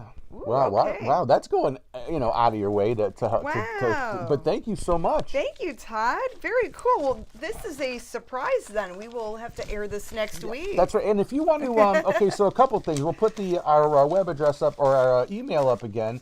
If you would like to enter tonight's prize giveaway. Oh, yes. So we have these really fun keychain sets. We're going to give 2 sets away. Oh, wow. They're like little mini Viewmasters with pictures of us in there, of the Mummy and the Monkey, our characters. So these are they were made by Tony Beller. So thank you, Tony, for making those. As always, yes. Tony and his sister April are very crafty, and they make the funnest, is that a word? They It make is the now. funnest It is things. now. Call Webster's. Yeah, each lucky winner will get 2 fun keychains. That's right, and we are celebrating our 200th episode next Friday, so you got to get it. If you want to send us a little small video clip of you congratulating us or whatever you want to do, you can email it to this email address, or if you know how to do the WeTransfer type of stuff, where you can upload at least up to 2 gigabytes of stuff for free. Yes. That's another way you can send it to us through We Send It, or is that what it's called? People have already sent us a bunch of videos, so I think We're half the show's gonna be that's fine. Fun videos. We use so, as much material as we can. You We'll be guys are live awesome. we'll be live that night, so we'll have plenty of time. Yeah, and the movie we're playing next week is The Hitchhiker from 1953, I believe. Yeah, it's almost just as disturbing as The Hitcher, that almost remake based on that movie. It's such a creepy movie and such a good movie on its own that it needs no sound effects. Yep, it'll be sound effect free. It'll be a little creepier, a little more intense. We try to change the flow where we can with the show. It's a film noir thriller, so next Friday will be our film noir night. Yes, and then the weekend, it's going to be a hairy, scary weekend. We're going to have stuff Friday, Saturday, and Sunday night. Yes, we're going to have a double feature the following Saturday. Well, yeah. Saturday after episode 200. Yeah, yes. Yes. And then that next Sunday night, that Sunday after the Saturday of next week, we'll do our live talk show, our podcast. Yeah. And show some other stuff. Who knows what show. And I want to do an extended countdown for next week's show, too. Yes, so we'll have some extras and some fun goodies for next weekend. We'll be plenty busy with next week's big show. So thank you all so much who have contributed so far. Again, if you want to send something in, there's our email address. Or if you want to sign up for the prize giveaway and put this in the subject line where they put keychains. Keychains. And I will put all of your names in my mummy bucket. There's already some names in there. Yeah, it's getting full. It's starting to get full there. Yes. I'll have to check the email and write some more down. And we have one more piece of mail to open up. We'll open it up now, or do you want to do it? Do you want to do it next segment? Well, we have, Oh, okay. We can open it now. Yeah, let's just do viewer mail now. Let's get it all done. So this was sent to us by Joe in Reynoldsburg, Ohio. Ooh, not open yet. This wasn't pre-opened. No, this one has not been opened. And Joe's message just saying he was going to send us some goodies. What goodies did Joe send us? Oh. He went to Kozai. Oh, wow, he does a lot of traveling. They did a King Tut exhibit there. King Tut. King Tut, his tomb and his treasures. Ooh. King Tut. So that's cool. So Joe went there. He sent us Looks the like we little had a super flyer. chat coming through. Oh, wow. Pastor of Muppets, thank you so much. Pastor of Muppets. And there's some buttons in here. There's a CD. It looks like he took some video of the exhibit. Oh, I hope that's what, So yeah. that's cool. I'll have to see what that's all about. He sent you some more stuff. Oh, what is this? Some buttons and... I could use more buttons. Here you go, Grim. Maybe the buttons were for you. We could both use them. Oh, what is this? One says hooray for Hollywood. Is that a little... Oh, wait a minute. What is that? Yeah. Oh, it's like a scarf or something? You could use it for anything almost. Ooh, it's all blingy blingy, ancient Egyptian Ain't that pretty? cool artwork there. Ain't Some that hieroglyphs. Thank you, Joe, for sending that. That's really sweet. Wow. I'll have to add that as part of a costume or something. That would be fun to do. All right. Yeah, so thanks for sending us those goodies. You guys are the best. Very considerate. Not necessary, but thank you so much. It's very sweet. Thank you. Very sweet of you guys. Yes. All right. Who needs a rondo, you know? We got the best fans. All right, Oh, yeah. so, and not because they send you things, but just because they're just cool AF and they like to hang out with each other mostly and, you know, and in our venue, which is always nice. Reynoldsburg, Ohio. I have no idea where that is. That's where they make all the tinfoil, Reynolds Wrap. I think so. Yeah, I think all the houses there are made out of Pennsylvania's known for those. No, I'm just kidding. I'm kidding. Well, Hershey, PA, they make the Hershey bars. Yeah, so maybe the Reynolds Wrap is actually made there. And you get there, you take the Hershey Highway there. Okay. Right? Is that what it's called? Isn't that what leads to the Hershey plant? So let's get into I don't know. part 3 I'm just a monkey. What do I know? of The Corpse Vanishes, and then we'll go into we'll show some promos and stuff like that. We'll talk about what's going on a little bit later in the Mummy Monkey world. So here we go, part 3 of The Corpse Vanishes, right here on The Mummy and the Monkeys. Hairy, Scary Hangout. I think that's the same thing in Spanish too, right? You say it the same way. Sure, in Okay. any language. All right. Yeah.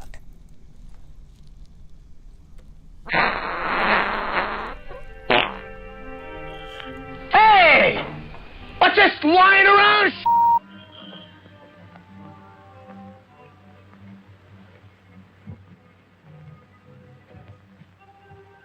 I know where you're going. I wish you could just shut your big yapper! Someday, the master will catch you. Then you'll be sorry. I gotta take a whiz.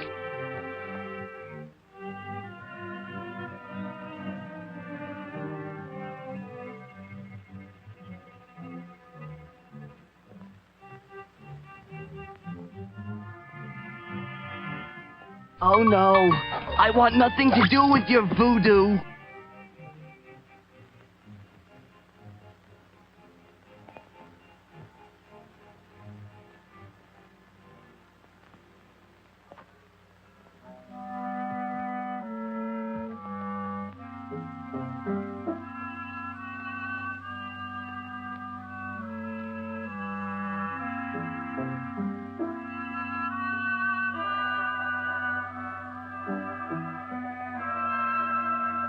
Care for you more than anything else there is.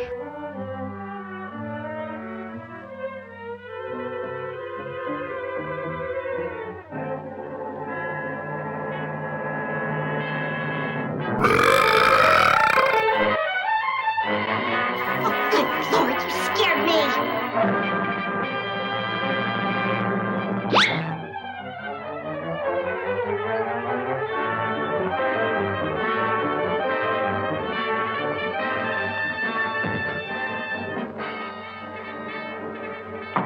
Dr. Foster!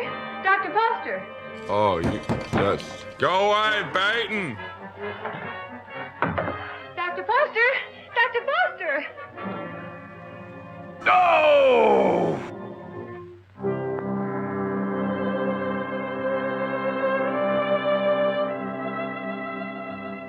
Dr. Foster! What's wrong? I just saw someone in my room, a horrible looking creature.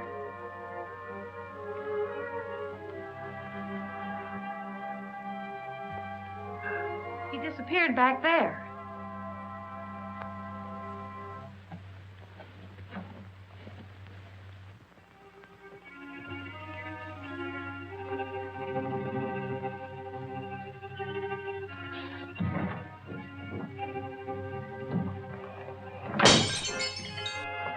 Therapy. Leaning over my bed. Of course, you might have been dreaming. I'm positive I wasn't. Earlier in the evening, Mrs. Lorenz suddenly appeared and then disappeared. Do you suppose there's another entrance to this room? Oh, I doubt it. Why don't you try to go back to sleep? No one's going to harm you. I'm sure it was just a nightmare. I think this whole place is a nightmare. Professor Lorenz and his wife were actually sleeping in coffins. I saw them. We often find it difficult to explain the peculiarities of some people. I guess so. I'm awfully sorry to bother you. It was no trouble. If you're frightened, call me again. Good night. Good night.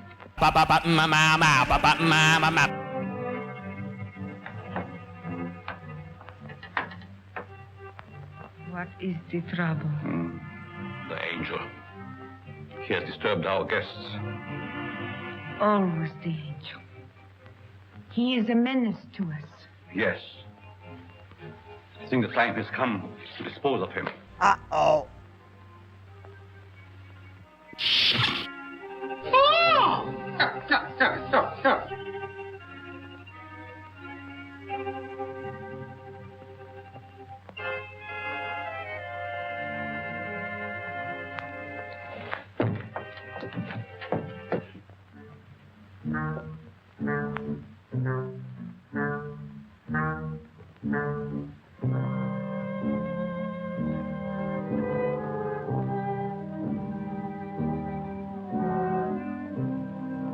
What are you, stoned or stupid?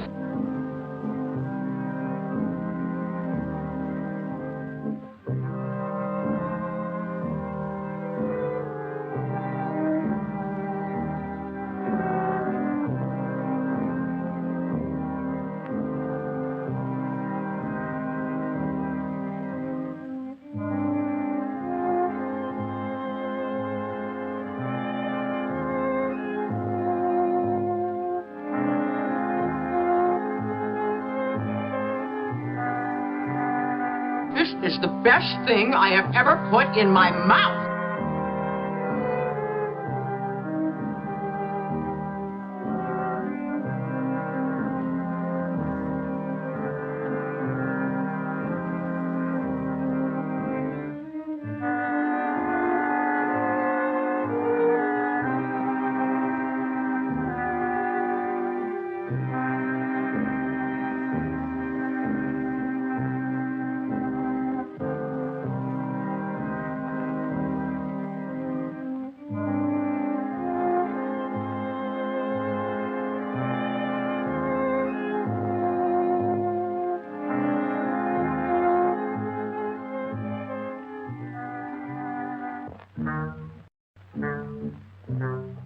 I'm not eating any more food!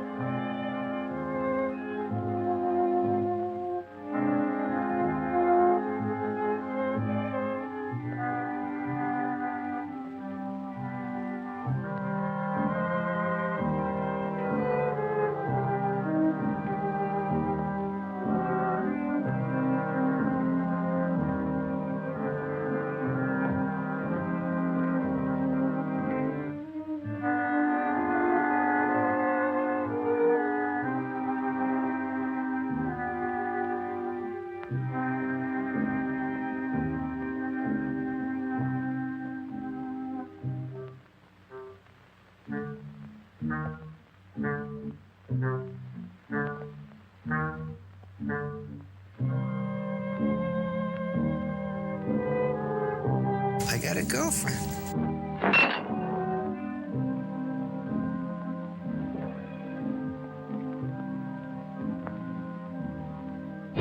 Come out, wherever you are.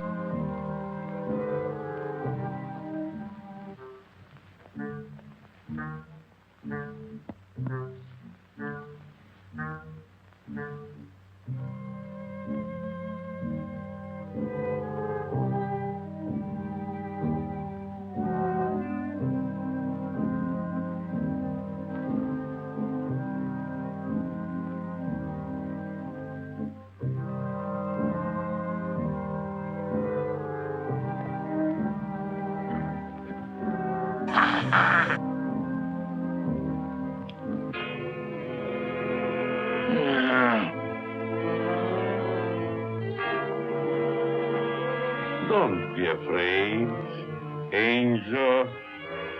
I would not hurt you. You're dead meat, Pilgrim.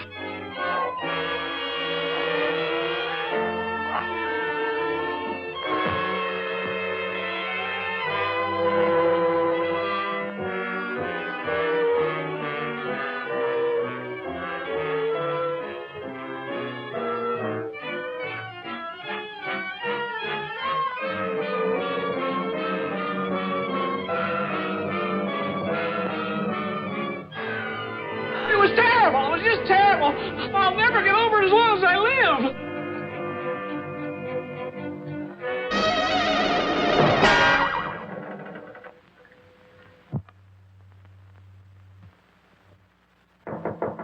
Oh, boy, what a hangover. Yes? Good morning, Miss Hunter. Oh, good morning. Just a minute, Dr. Foster. I want to see you. Alrighty.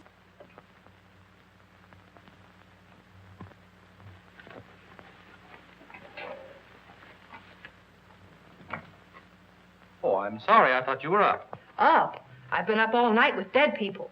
Dead people? What do you mean? Come in and I'll tell you. Sexy time. What kind of a place is this? Last night I had the most horrible experience of my life. Well, what was it? I saw lots of girls in crypts down underneath this house. Really? Pardon me. What was that you were saying, Miss Hunter? Why have you a mausoleum in the basement? Mausoleum? What are you talking about? You know what I'm talking about. All those dead girls and that horrible dead creature. My dear, you must have had a bad dream. Now look, Professor. This was no dream. When did you see all this? Shortly after I called you and told you about that horrible creature in my room. Is that true, Dr. Foster? Well, I don't recall anything about it, Miss Hunter. You must be mistaken. Well, if I was dreaming, it was the darndest nightmare I've ever had. Well, I slept very soundly myself. Good for you. Miss Hunter was rather upset, I think, when she retired. You see, in our dreams, our minds play strange tricks on us sometimes. Yes, I suppose so. Oh, Professor, that orchid I brought up here to show you's gone. I couldn't find it in my bag. That's too bad. Perhaps you forgot to pack it. Will you be down soon? Yes, right away. Are you coming, Doctor? Of course.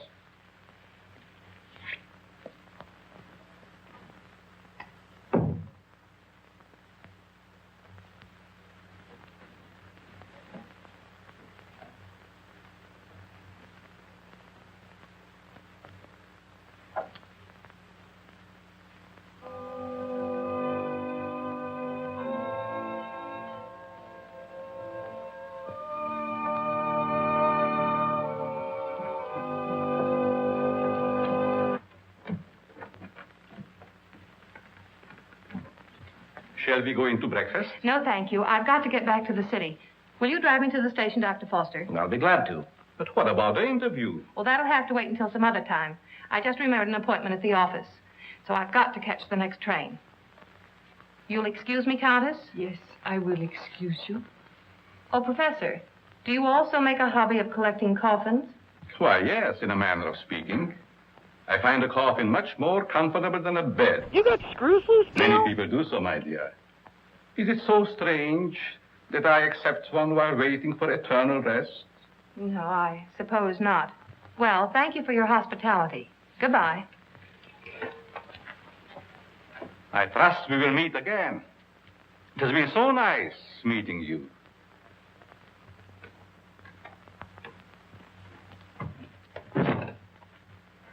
Don't tell me I'm still dreaming. Well, what do you mean? That gravedigger. He's real, isn't he? Everybody and every creature has to poop sometime. Oh, he's real, all right. But I hardly think he's a gravedigger. More likely laying the foundation for a house. You're a trusting soul, aren't you, Doctor? Is that a crime? No, on the contrary. I envy you. Are you trying to make me believe you're one of those hard-boiled reporters that we read about or see in the movies? No, but working on a newspaper, one becomes cynical and suspicious.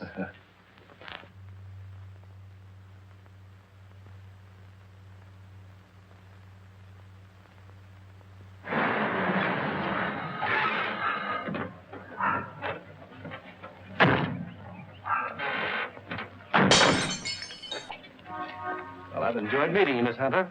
I hope to have the pleasure of seeing you again. I have a hunch you will, Dr. Foster. Oh, tell me, just why did you come up here? Or is it the secret? It is, but somehow I feel that I can trust you. You can. You've heard of the case of the vanishing brides. Why, surely. I think I have a clue. You don't mean that you suspect... Yes, I do. I want to show you something.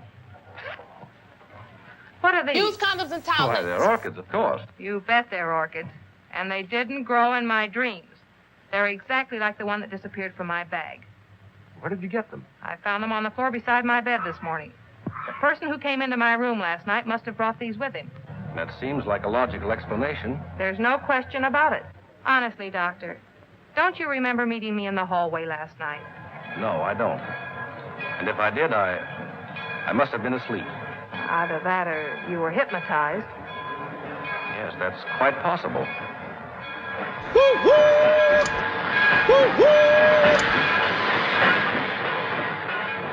Well, watch your step.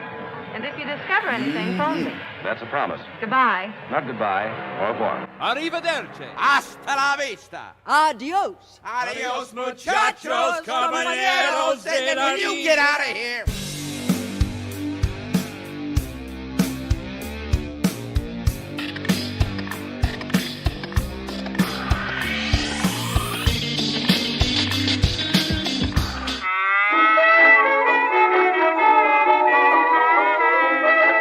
Thank you for coming in tonight, Mr. Summers, to get your palm read. Shall we begin? Let's start with your past. I see recently that you were involved in a terrible accident that caused you to lose a tremendous amount of weight. Now let's move on to your future. I see a long, hard life of manual labor in store for you. Now that'll be $5 max. PayPal? No, cash only.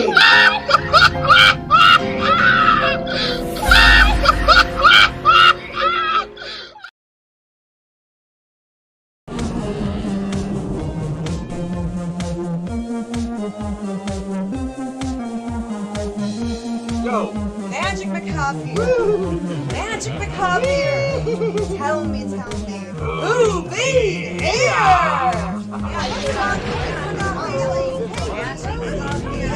All right, all you monster kids out there, get ready, because they're finally here!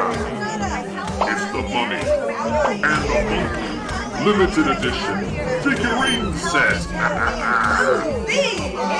Exclusively brought to you by These Comics and Toys.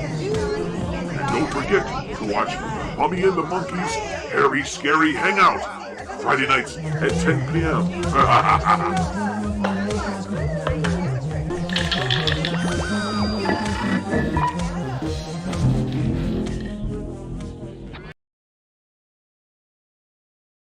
Wait, now A. Hey, there you go. Now we can do that. Woo, yeah. Hey, welcome back. One and all to the Mummy and the Monkey's Hairy Scary Hangout. That's what right. What Grim said. That's right. We're chilling tonight. We're already 3 farts into The Corpse Vanishes. Oh, yeah. Our big mystery monster movie for tonight. And, yeah. If you want to call it that. It's getting creepy. You know. Look. A creepy older couple sleeping in coffins. And, you know, they have weird sidekicks and secret doorways in their creepy old house. Sure. I know Bela gets typecast, obviously, but I'll give him this. What he does when he does his role, his thing, it's like if you watch a bunch of his stuff, when he plays this type of villain, he always has these like superpowers, like these voodoo powers. Like he'll just squeeze his fist and turn it, and people will get hypnotized or they'll pass out. Or they do a close up of his eyes. And he'll do that weird thing like in White Zombie, he had that power. In Devil Bat, I think he did some. Well, he could design perfume and grow mutated bats. But there's like a bunch of movies where he just does like a thing with his hand and people just fall asleep. I think he does it in Bride of the Gorilla. He does. Yeah. He does some hypnotism, but it's really interesting. Like they just let this guy I guess when you hire like Bela, he has supernatural powers. he has an innate like supernatural abilities. So J. Michael Harris and Connie Cleary, thank you for the super chats. Oh, It's really sweet of you guys. Was there another one there? And if you guys are watching on our YouTube channel and you haven't hit the like button, please do. Yeah. If you're watching us on Public Media Network, you can follow us on social media, and you can subscribe to our YouTube also if you want to check our past shows out. What Janet said. Yeah. Speaking of that, since you started talking about things, let's get into some of our promotional stuff. What's going on in Mummy Monkey Land and whatnot. Okay. Where they can get cool stuff, merchandise, and all that good stuff. You know, the fun stuff. Okay, let's go. All right, let's go. Let me get to those slides. I thought maybe you'd help me out here. Sounds like a good idea, Grim. I don't know what's going to pop up first, but that's what he said. Okay, hey, we don't want to see that. We want to talk about, hey, there's our podcast. Yeah, what do you know? Our Living the Scream podcast, where we talk about behind the scenes of the Mummy and the Monkey, and we also talk about our reselling adventures. Mm-hmm. So you can check that out on usually Sundays or Mondays. Just follow us on YouTube here and on social media for updates regarding the podcast. Yeah, there's a good chance we'll be doing one this Sunday night, so probably check us out on Facebook. Hey, look what's back up and running. Never was anywhere, but I'm just promoting it now because I haven't in the past. It's my Teespring store called Ghosty. That's right. That's where Grim Gory puts together some. If you're in the Northeast Ohio or Cleveland area, these are some old defunct brands that ain't around no mo. That's what defunct means. And I just put together the logos and try to sharpen them up, make them nice and printable. And you can order them as you wish on almost any garment that you want. So check out my teespring.com store under the store name Ghosty. Ghosty. Yeah. That's right. And what else we got? Oh, yeah. Immediately following the Harry Scary Hangout, we're going to do the Mummy and the Monkeys Harry Scary Hangover. Yes, our after show chat show. Mm-hmm. And yeah, we're going to talk about some found VHS and some fun stuff like that. Some retro VHS tapes. Yeah, that's right. And then if you want to be the coolest looking kid on the block, what do they do, Janet? Yes, so we've got our Teespring store, and the link is in the YouTube video description, and it's also on our website. We've got tank tops and T-shirts, hoodies, but you know, summer's coming up soon. You might need a new tank top or T-shirt. What? In this climate, you might need a hoodie. You don't know. Yeah, you never know. The weather changes all the time. Might snow in July. I don't know. You never know. So you can use coupon code BANANAS for 15% off anything you pick up on the Teespring store. Sorry about that. You close your eyes when you don't see us and pretend you can see us. All right. Coupon code BANANAS. That's right. And we want to send this out. It's in the chat as you see. But our friend Adam at the North Coast Nostalgia comic book shop here in Parma, Ohio, needs a little help. Apparently their store is having some issues, but they do have a GoFundMe going. We contribute a little bit, and we encourage you if you'd like to help them out. I think their goal is modest, and if anything you can do to help would be appreciated. We love this comic book shop. It's a it's a smaller, nice sort of mom and pop type shop, and that's what we like about it. Toys, comics. It's one of our favorite comic shops, and anytime we go, we would look through the old vintage comic books. That's my favorite, and they have lots of them there, which I really, really do like. And Adam's a cool guy. Always chats it up with us when we go in, and who knows, maybe we'll do an event there one day. Yes, and running a small business can be tough, and he's running into some struggles, so the link is in the YouTube video description. That's right, the Mummy and the Monkey's favorite comic book store in Cleveland, in Parma, in the world. It's North Coast Nostalgia. And probably Stasha's favorite. Probably. No, she's definitely been past there. She likes comic books, too. She's there on Free Comic Book Day. That's going on tomorrow, too, I think, Free Comic Book Day. Free Comic Book Day is tomorrow, and there's a zombie walk in Lakewood, Ohio tomorrow. Although North Coast is not open, by the way, so don't go there for your comic. They're currently, they're temporarily closed. Since they're having some issues, but we're hoping that they get back up and running, and we could do some maybe some stuff with them this year. That'd be great. Yeah, we would love to. We've talked about it before. Absolutely. So let's get that. So we try to help where we can. So that's the Mummy Monkey sort of spiel on that. So please, thank you. Yeah. Thank you, guys. And all right, so we've got the rest of the movie to watch. We do. We need to find out what happened. And this is the last call for Prize a Haul. If you want to win a prize tonight, we're giving away 2 sets of, what are these called, like peepers? Like peepers, like the Viewmaster kind of thing. They're like little mini, like Viewmaster keychains, but they're handmade by Tony Beller. That's right. If you want a chance to win those, send us an email to themummyandmonkey@gmail.com, and in the subject line put keychains. And one more plug. Oh, the monkey's naked in this one. No one's going to want to win that one. Oh, wow. Yeah, speaking of, oh, you know what? I'm kidding, guys. But there's another place we didn't mention that you could go to get some Mummy and Monkey merchandise that's not on the Teespring store. Yes. And that's at our Big Cartel store. Yes, and that's also in the YouTube video description and on our website. We've got DVDs, our Blu-rays, photos that we can sign. We've got patches, things like that. My old banana peels, things like that. No, we don't have that. Of course not. That's silly. All right. Alrighty. Let's scroll. Let's just get this over with. How about that? Let's check out. Hopefully this will go without a stitch or whatever they call it. The final fart. That's right. The corpse vanishes. And finally it'll vanish. The movie vanishes. Finally. All right. Here we go. Fart 4 out the door. Woohoo! All right, print the story on page 1. Keep your fingers crossed that this paper isn't sued for libel by some of these phony suspects that the police are bringing in. Well, I get me a rep out of the guy they just brought in. I don't want photographs. I want real clues. The DA's office can't pick up the madman who's stealing the bodies of these dead girls. Maybe we can. Okay, I'll throw it in a wastebasket. No, I'll have it developed. Doyle, where's Lefty? Over at Central Station. The only thing he gets over there is a game of gin rummy. Tell him to get back here. Well, I got something. I'll say you have. You're fired. What do you mean? You can't do that to me. Listen, just because the bodies of dead girls disappear is no reason why you can do a vanishing act. But you gave me the assignment. Yeah, I suppose I did. All right, where have you been? What have you uncovered? Well, hey, not so fast.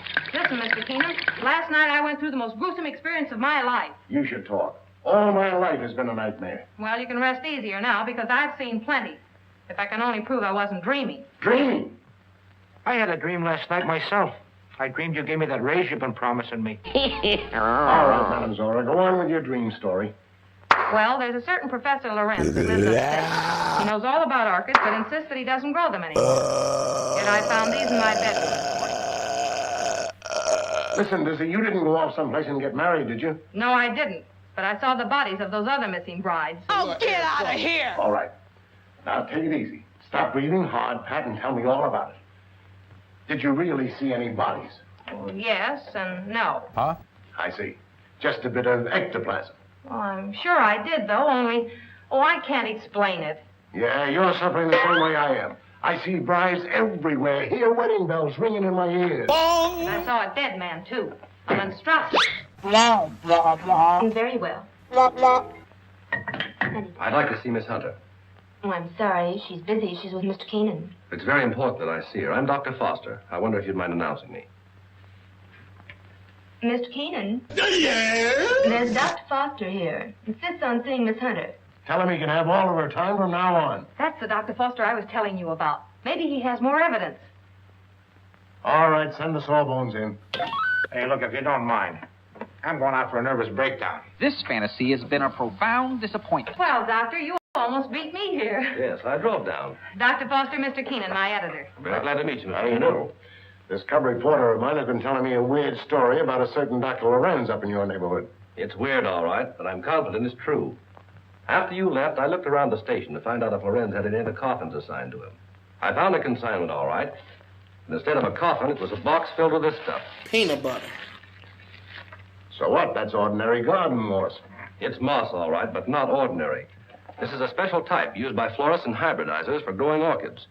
It's called osmundin. Which proves that he does grow orchids like these. And the same kind were worn by every one of the brides that died. Well, maybe it is a clue. But how do I know that the rest isn't a cockeyed nightmare? She admits that you don't remember talking to her. I could have talked to her while in a somnambulistic state, under the influence of hypnotism. Oh, now, wait a minute. Are you trying to tell me that this Professor Lorenz is a hypnotist as well as a horticulturist? Why not? My short acquaintance with him has convinced me that he's a man of unlimited talents. He's strange, peculiar. Sexy. I've even suspected him of being insane. But the fact remains he's not only a doctor, but a physicist and a scientist of great ability.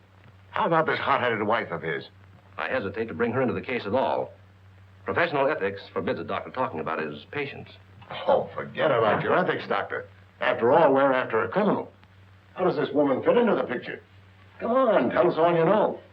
The peculiar fact about her is that although she has the appearance of a young woman, her heart and arteries indicate that she's at least 70 or 80 years old. My Well, that doesn't explain anything.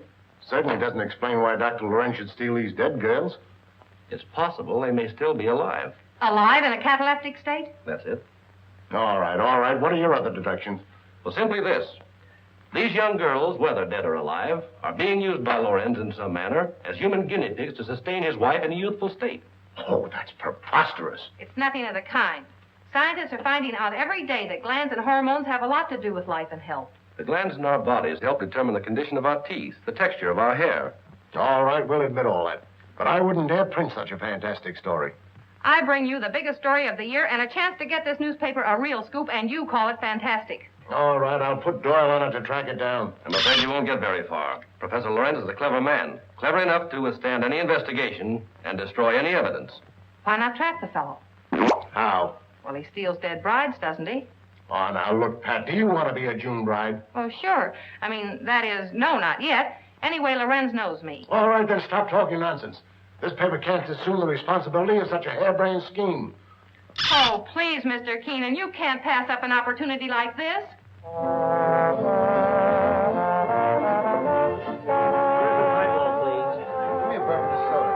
There she is. Cigarettes? Hey, she's cute. Swing! Well, would you like to dance? Later. Business before pleasure, you know. Hello, Peggy. Hello, Pat. Miss Woods, Dr. Foster. Good evening, Miss Woods. How do you do? I have something important to tell you. I'm all ears. Let's go to your dressing room. Okay. I won't be long. All right. Oh, yeah!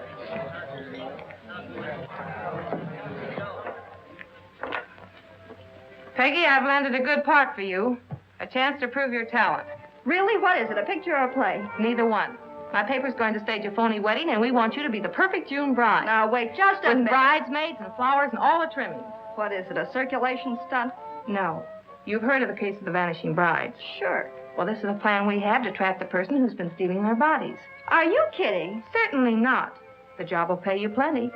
How will I collect if I'm dead? You won't be dead. All you have to be careful of is not to smell any flowers. All I do is lie 6 feet underground and push them up. Nix, count me out. Listen, Peggy, I'm offering you a chance to get your picture on the front page of every newspaper in this country. Overnight, you'll be famous. Broadway producers and Hollywood studios will be offering you contracts. Why, it's the chance you've been waiting for. I'll have to say yes. Oh, shut up.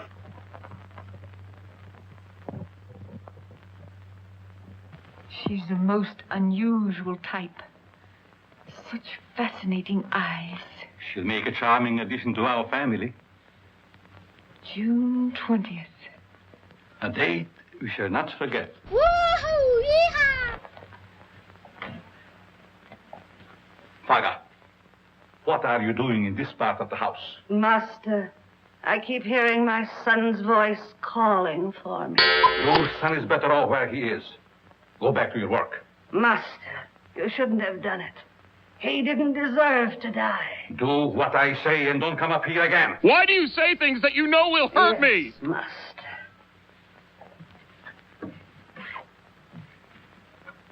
The next time I have to come in here, I'm cracking skulls. Well, everything's all set. She's young and pretty. Yeah. What assurance have we that this Lorenz guy will show up to make the snatch? And what happens if he does kidnap this fake bride? Well, the private chapel and neighborhood will be covered with guards, and, well, Lorenz hasn't a chance to escape. Providing he shows up. And if he doesn't, I'm the sucker and out $500. And if he does, you have an exclusive story with big, juicy headlines. It sure sounds a great deal to me. I hope you're right. I mean, hello, she's like gaga gorgeous. Well, blushing bride, here's where you go on for your big scene. Or big flop. My knees are shaking. There's nothing to be afraid of. Here's your bouquet and the phony orchid. Now, don't forget to put on your act. Leave that to me. You got plenty of photographers out there? Certainly. And what about the cops? How many times do I have to tell you nothing's going to happen to you? Oh, Miss Hunter. Yes? I wanted to ask you, in this ceremony, shall we use the word or? You mean for the bride? Yes. Well, just for this once, let's put the old-fashioned word in. I've marked the words here. Just read the ceremony slowly, solemnly. Yes, I understand. I hope what you're doing isn't wrong. It's all in good cause. Well, I suppose it is. Well, if you need me, you'll find me in my study. Thank you. You've been grand, Reverend. You'd better go get ready. What do I do now? Just march down the aisle and don't forget to faint at the altar. Well, here goes nothing. You said it, Buster. How's everything going? All right so far, I guess. Good. Ceremony's about to begin. Goody. I certainly hope somebody shows up besides these ham actors I'm paying. You know, it seems to me that if Lorenz were ready to strike, he'd have sent an orchid. Just a minute. I'll take that. Did you say orchid? And I'll take you with it. There you are. Looks like our man's going to pounce all right. It looks like you're right.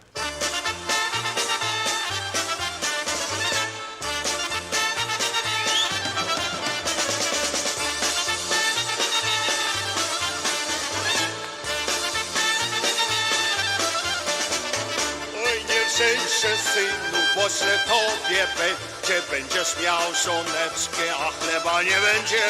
Będziesz miał żoneczkę, a chleba nie będzie.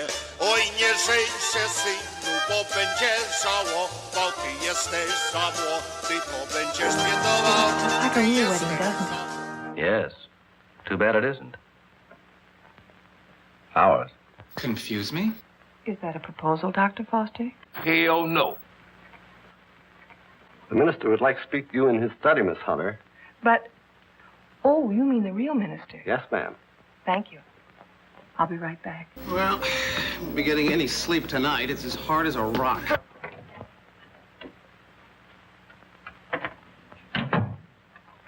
You wanted to see me, Reverend? Holla.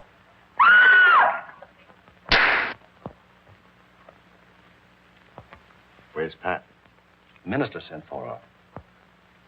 I go out for a classy lady that has a decent mind to keep the utility room free of disease.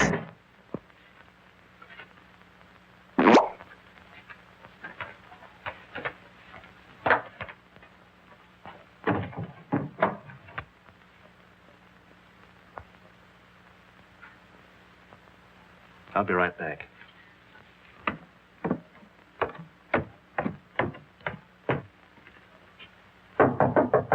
Go away, Baton. Oh, Pat!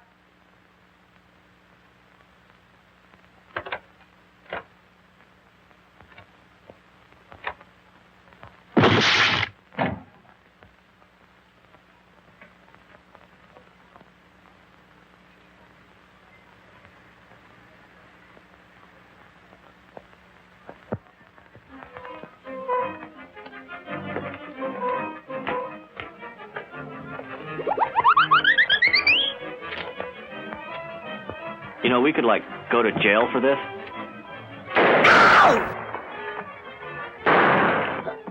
Please, master, don't leave me. Oh, my ovaries.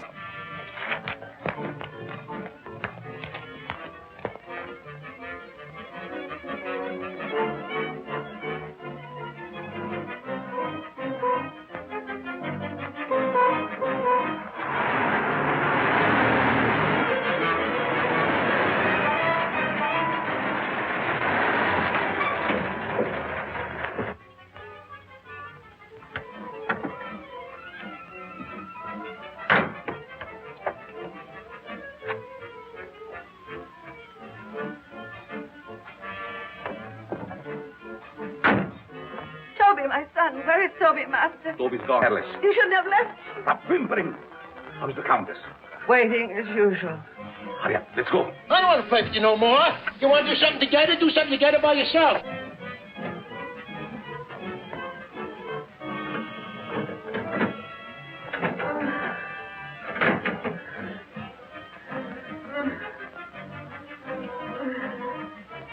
There was trouble. Yes, but we'll be finished before anyone finds us. But the bride. What will we do without them? We have to leave him here. Which means I will perish. We didn't hope that I find other girls. In the meantime, we take this one with us. What are you waiting for? What do you say we cut the chit-chat? A-hole. Well, my dear, again we meet, only under different circumstances. I would have preferred that you would be a bride, but it really doesn't matter. You will serve our purpose just as well. Now both of my sons are gone. You betrayed me, master. I heard enough. There's work to do. Once again, something wonderful in my life has been turned into a giant crap fest.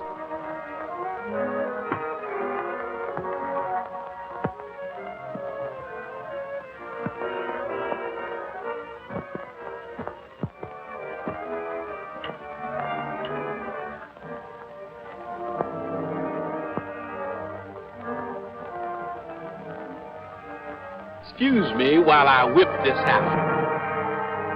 No! No! You betrayed me, Master. You shouldn't have done it.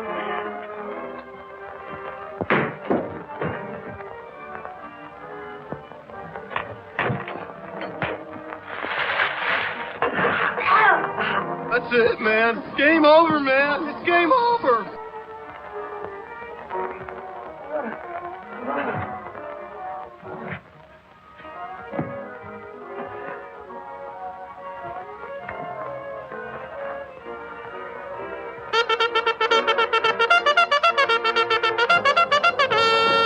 Mr. Hayes, for this one. Your hand is unsteady. Well, you're just in time for what might be a very unhappy ending.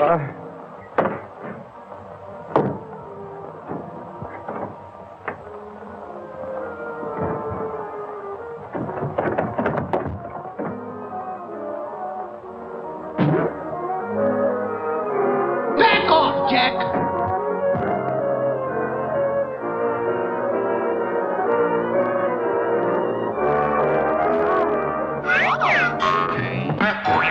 Pat!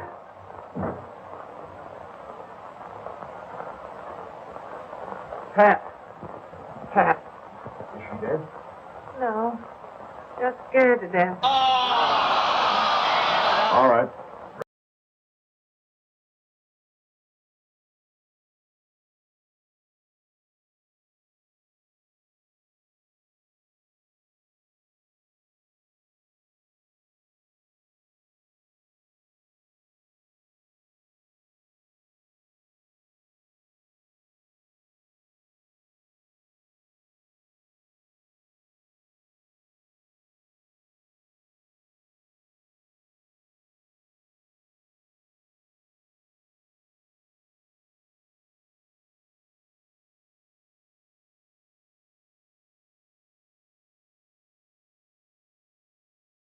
All right, here we go again. Why Well, is that's weird.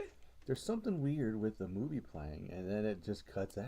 Well, maybe we just don't watch the movie with them. We just let it roll. We could do that. Maybe there's something with the movie I could player. put it on a different thing, so we could watch it on a certain. Different... Yeah, maybe there's something going on with the movie player. But what's weird is why does the movie player stop the? I don't know. The movie that's streaming. How do we remedy this? Well, let's try to fix this. We could watch the ending. Can I fast forward through it? Let me see. You're so close. Go upstairs and try to fix it, and I'll read comments. Can I fast? I might be able to fast forward it. I can't. Oh, look at that. Oh, you can fast forward it? Yeah. Okay. Yeah, about right here. Excuse me while I whip this house. No! No! You betrayed me, Master. You shouldn't have done it.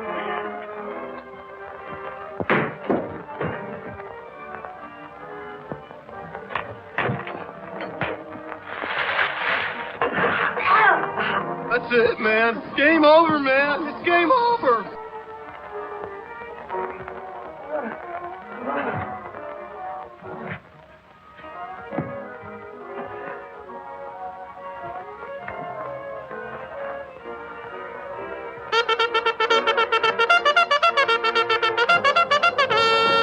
Mr. Hayes, for this one.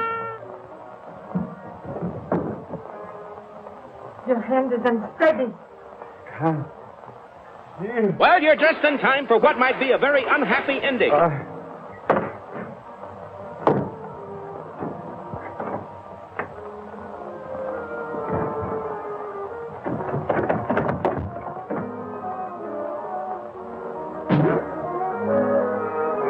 Back off, Jack.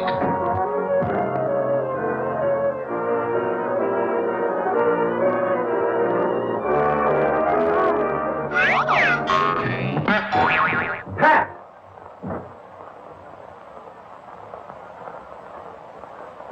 Pat!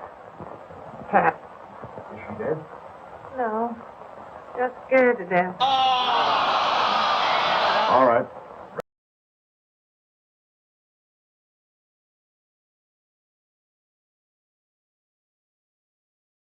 This is really weird. It's always towards the end. Do I need to run up and do that again? And it's cutting off like the last couple minutes of the movie. I don't know why. Oh, this is not looking good either. Oh, that's yeah. It's all right. Just So what do you want me to do? You want me to go fix it?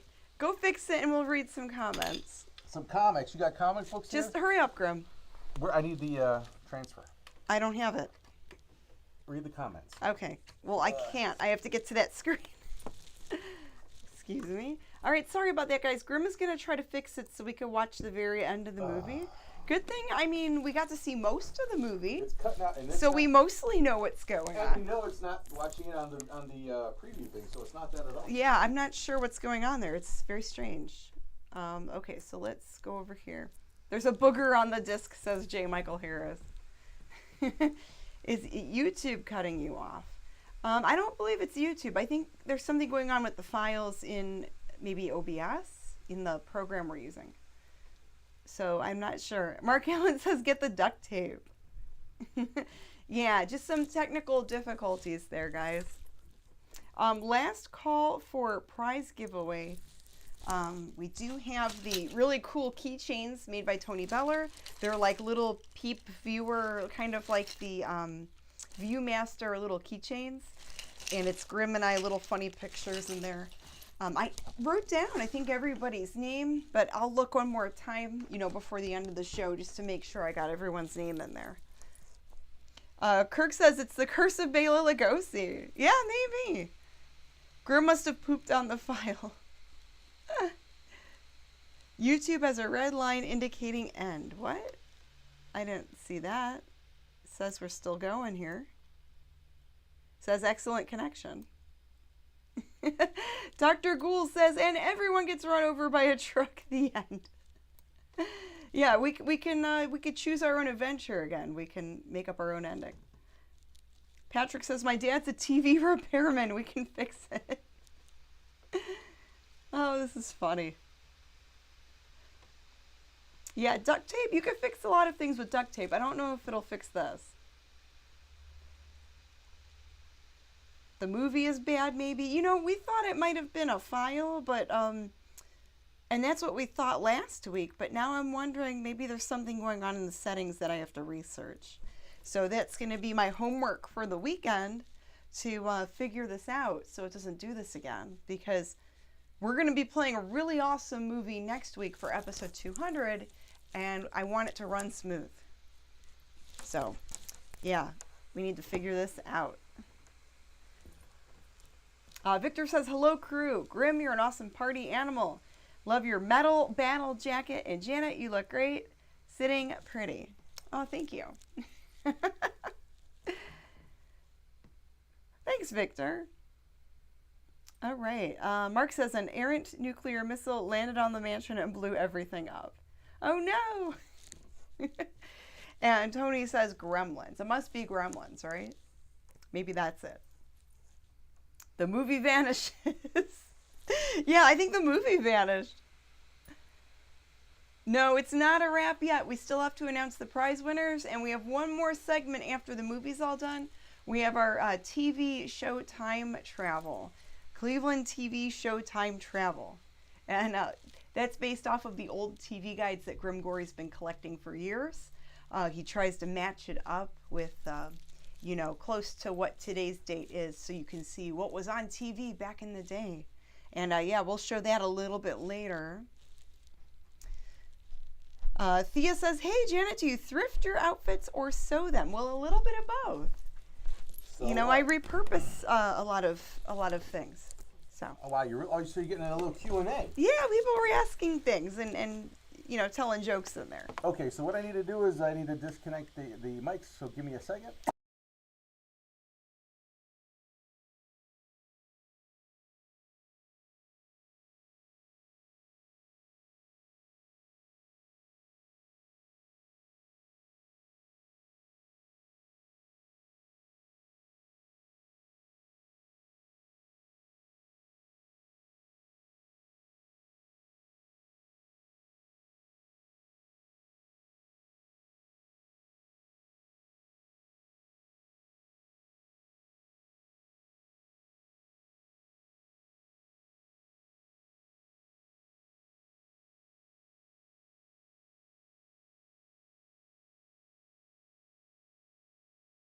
our mic enabled. All right, so Let me put my mic on. the video is The last literal minute. it's like the last minute of the movie. It's the final like little end scene. It's like weird. So weird it's doing that. But you know, hey, I'm getting massive Deja vu. Really, Yeah, seriously, it's like weird. Twilight Zone weird. Feels weird. Someone's gonna drop it right in, and we're gonna get right to it. So get ready. And mics will be on. So here we go. Okay. I now pronounce you man and wife. Well, she must be a cool chick. Trying to make a newspaper woman out of you, and then you have to go and quit. Go back. There we go. I now pronounce you man and wife. Well, she must be a cool chick. Trying to make a newspaper woman out of you, and then you have to go and quit. And to think that this was the cause of it all. I'm constantly in the state of wanting to throw up.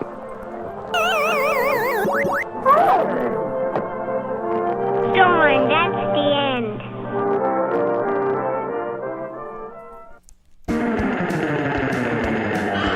And you don't need to see all that. So there you go. That's it. That's literally what you missed. And that's what you missed, guys. Yeah, and thank you, Grim, for saving that. The wacky little 1 second ending. Because after that scene where they get to rescue the girl, they're holding her, it just clipped out twice and in two different ways. So we need to investigate because we can't have this be happening on our 200th episode. No way. Especially, yeah, because next week's movie is going to be really good. Yeah. So, yeah, well, that's our homework for the weekend. I Yeah. told them all that's our homework. We might have to do a dry run. Do a practice run to make Yeah. sure that everything's running smooth. That was worth it. Yeah, Jim. Yeah, of course. You know, now you can rest easy. You know. Yes, now you guys know what Oh happened. boy, and, the things now that you we can don't sleep do. at night. Well, you know, closure. It's about closure, right? You got to have the closure. Right, right. Now you can say you saw the whole movie. So, Grim, now you've got your TV Showtime travel. Oh, and look, we're right up on the end of the show here. It's getting to be the end. So yeah, so let's get into that. Let's get right into the TV show time travel. If you know, you know. How about that? Let's go. Boom. All right, here we go. Cleveland TV show time travel for tonight. We celebrate all things on Northeast Ohio Cleveland TV back in the day. We started out with WJKW TV 8 Cleveland with the 11:30 on Friday, May 8th, 1981 with the Big Chuck and Little John show. And their movie that night was The Abominable Dr. Phibes. Oh, the Vincent Price classic. Mwah. Love this movie. It's a beautiful movie. If you ain't seen it, get out there and see it. It's packed full. It's a great dark comedy, let's put it that way. And great horror elements. So good. And later on the same channel, 8 all night at 1 a.m., it's a Bowery Boys movie called Fightin' Fools. With Hunts Hall and Leo Gorsey as Slip Mahoney, of course, right? You all know that. And then the next day on Channel 43 WUAB, it was noon hits, and we have the one, the only Super Host. That's right. And Soup's on, as they say on Mad Theater. And his 4-hour show begins with 1 hour of the Three Stooges. Right, and his first movie at 1 p.m. is The Terror of Mechagodzilla. Yeah, this is a really good one. Wish we could show these movies. It'd be great, huh? Look at this character in his helmet. And there's Titanosaurus and Mechagodzilla and Godzilla all posing for a nice pic. And there they are getting a little bit of a WWE type of thing, you know? Yeah. And then the second movie of the day at 2:30 p.m. was Son of Dracula. Oh, nice. Yeah. Here's another. Looks like Jimmy Stewart a little bit there, or Robert Mitchum. Yeah, this is another interesting movie that I wish we could show on our show. But, you know, hey, that's the way the ball bounces. You're stuck with the core Vanishes. And that ends tonight's Cleveland TV Showtime travel, mamas and papas. And there we go. And Greg Tominski, thank you for the super chat. He says, use this to help fix the show. Yeah, I don't know that, I could throw money at this thing, but I don't know it's going to help. I think there's just some stuff we've got to research here. But there was a little bit of troubleshooting that went on because at first we thought maybe it had something to do with us like watching the show on the media player, as we... But, yeah, because while we're live streaming the movie... Yeah, we watch it with you. He'll pull up the video in, like, the little movie player. Window, yeah. In Windows Movie Player or whatever it's called. So we can enjoy it, too. Yeah, and then, we watch the movie with you guys. And we thought maybe that had something to do with it, but when we tried it for the second time, before the third time, we didn't play the movie back, and it still clipped out at the exact same spot. So it still got weird. Who knows? So who knows? All right, so we have a prize. Well, 2 prizes to give away. Yeah, 2 of the same prizes to give away. Yes. So these awesome, fun keychains, the Viewmaster little peep keychains. And Grim is going to shake his banana, and I'm going to shake Hey-o. my bucket. Shake, shake, shake. Time to shake that bucket. Shake, shake, shake. Shake my that bucket. Shake my bucket. All right. Woohoo! Made me burp. All right, let's pull. I popped a lucky pinata winner. over that. All right, here's the one winner. Ba-da-da-da-da-da-da-da-da. And the winner is Gary Smith. Hello, Gary. Ba-da. Woo, congrats, Wow. Gary. Winner, peeper dinner, I guess. All right, and let's see. The next winner is. Hold on a second. Let me get my other drumstick here. Yeah, do you have a drum roll? Oh, I have that drum. I should learn how to do the drum roll, huh? You totally For real. should. All What right. a snare drum today, right? And the winner is Amanda Childers. Hey-o, ta-da! Congrats, Amanda and Gary. That's awesome. Wow, winners oh tonight. Yeah, 2 winners. Awesome. But you're all winners to me. Just pat yourselves all on the back. You're all awesome. That's right. All right. Well, hey, now you've got to take in all of the joys and pains of our 199th episode of the Mummy and the Monkeys Hairy Scary Hangout. That's right. We're on the precipice. We're on the cusp. We're on the edge. This is the last time. Eve. It's the last time we're hosting an episode in the 100s. That's right. Yeah. The eve of our 200th Wow. extravaganza. That's right. Wow. I can't believe it. It's wild. That's right. There's going to be extra party atmosphere next week. So. I guess time flies when you're having fun, right? Or not. I don't know. Well, it's no fun having to say, but I love it. It's fun watching these bad movies with you guys. Yes. So thank you again. And I think we're going to sign off. So good night. Well, that's right, but don't forget, we're having the Hairy Scary Hangover in a few minutes after ending the hangout here. So if this is it, if we don't see you tonight after this, have a great night. And if not, we'll see you on the Hangover in a few minutes. Now end the show. Yes, give us about 5 minutes, and we will join you for the after show chat show, the Hairy Scary Hangover. Good night. Good fright, everybody. Mwah. Bye-bye. See you later, alligators. See ya.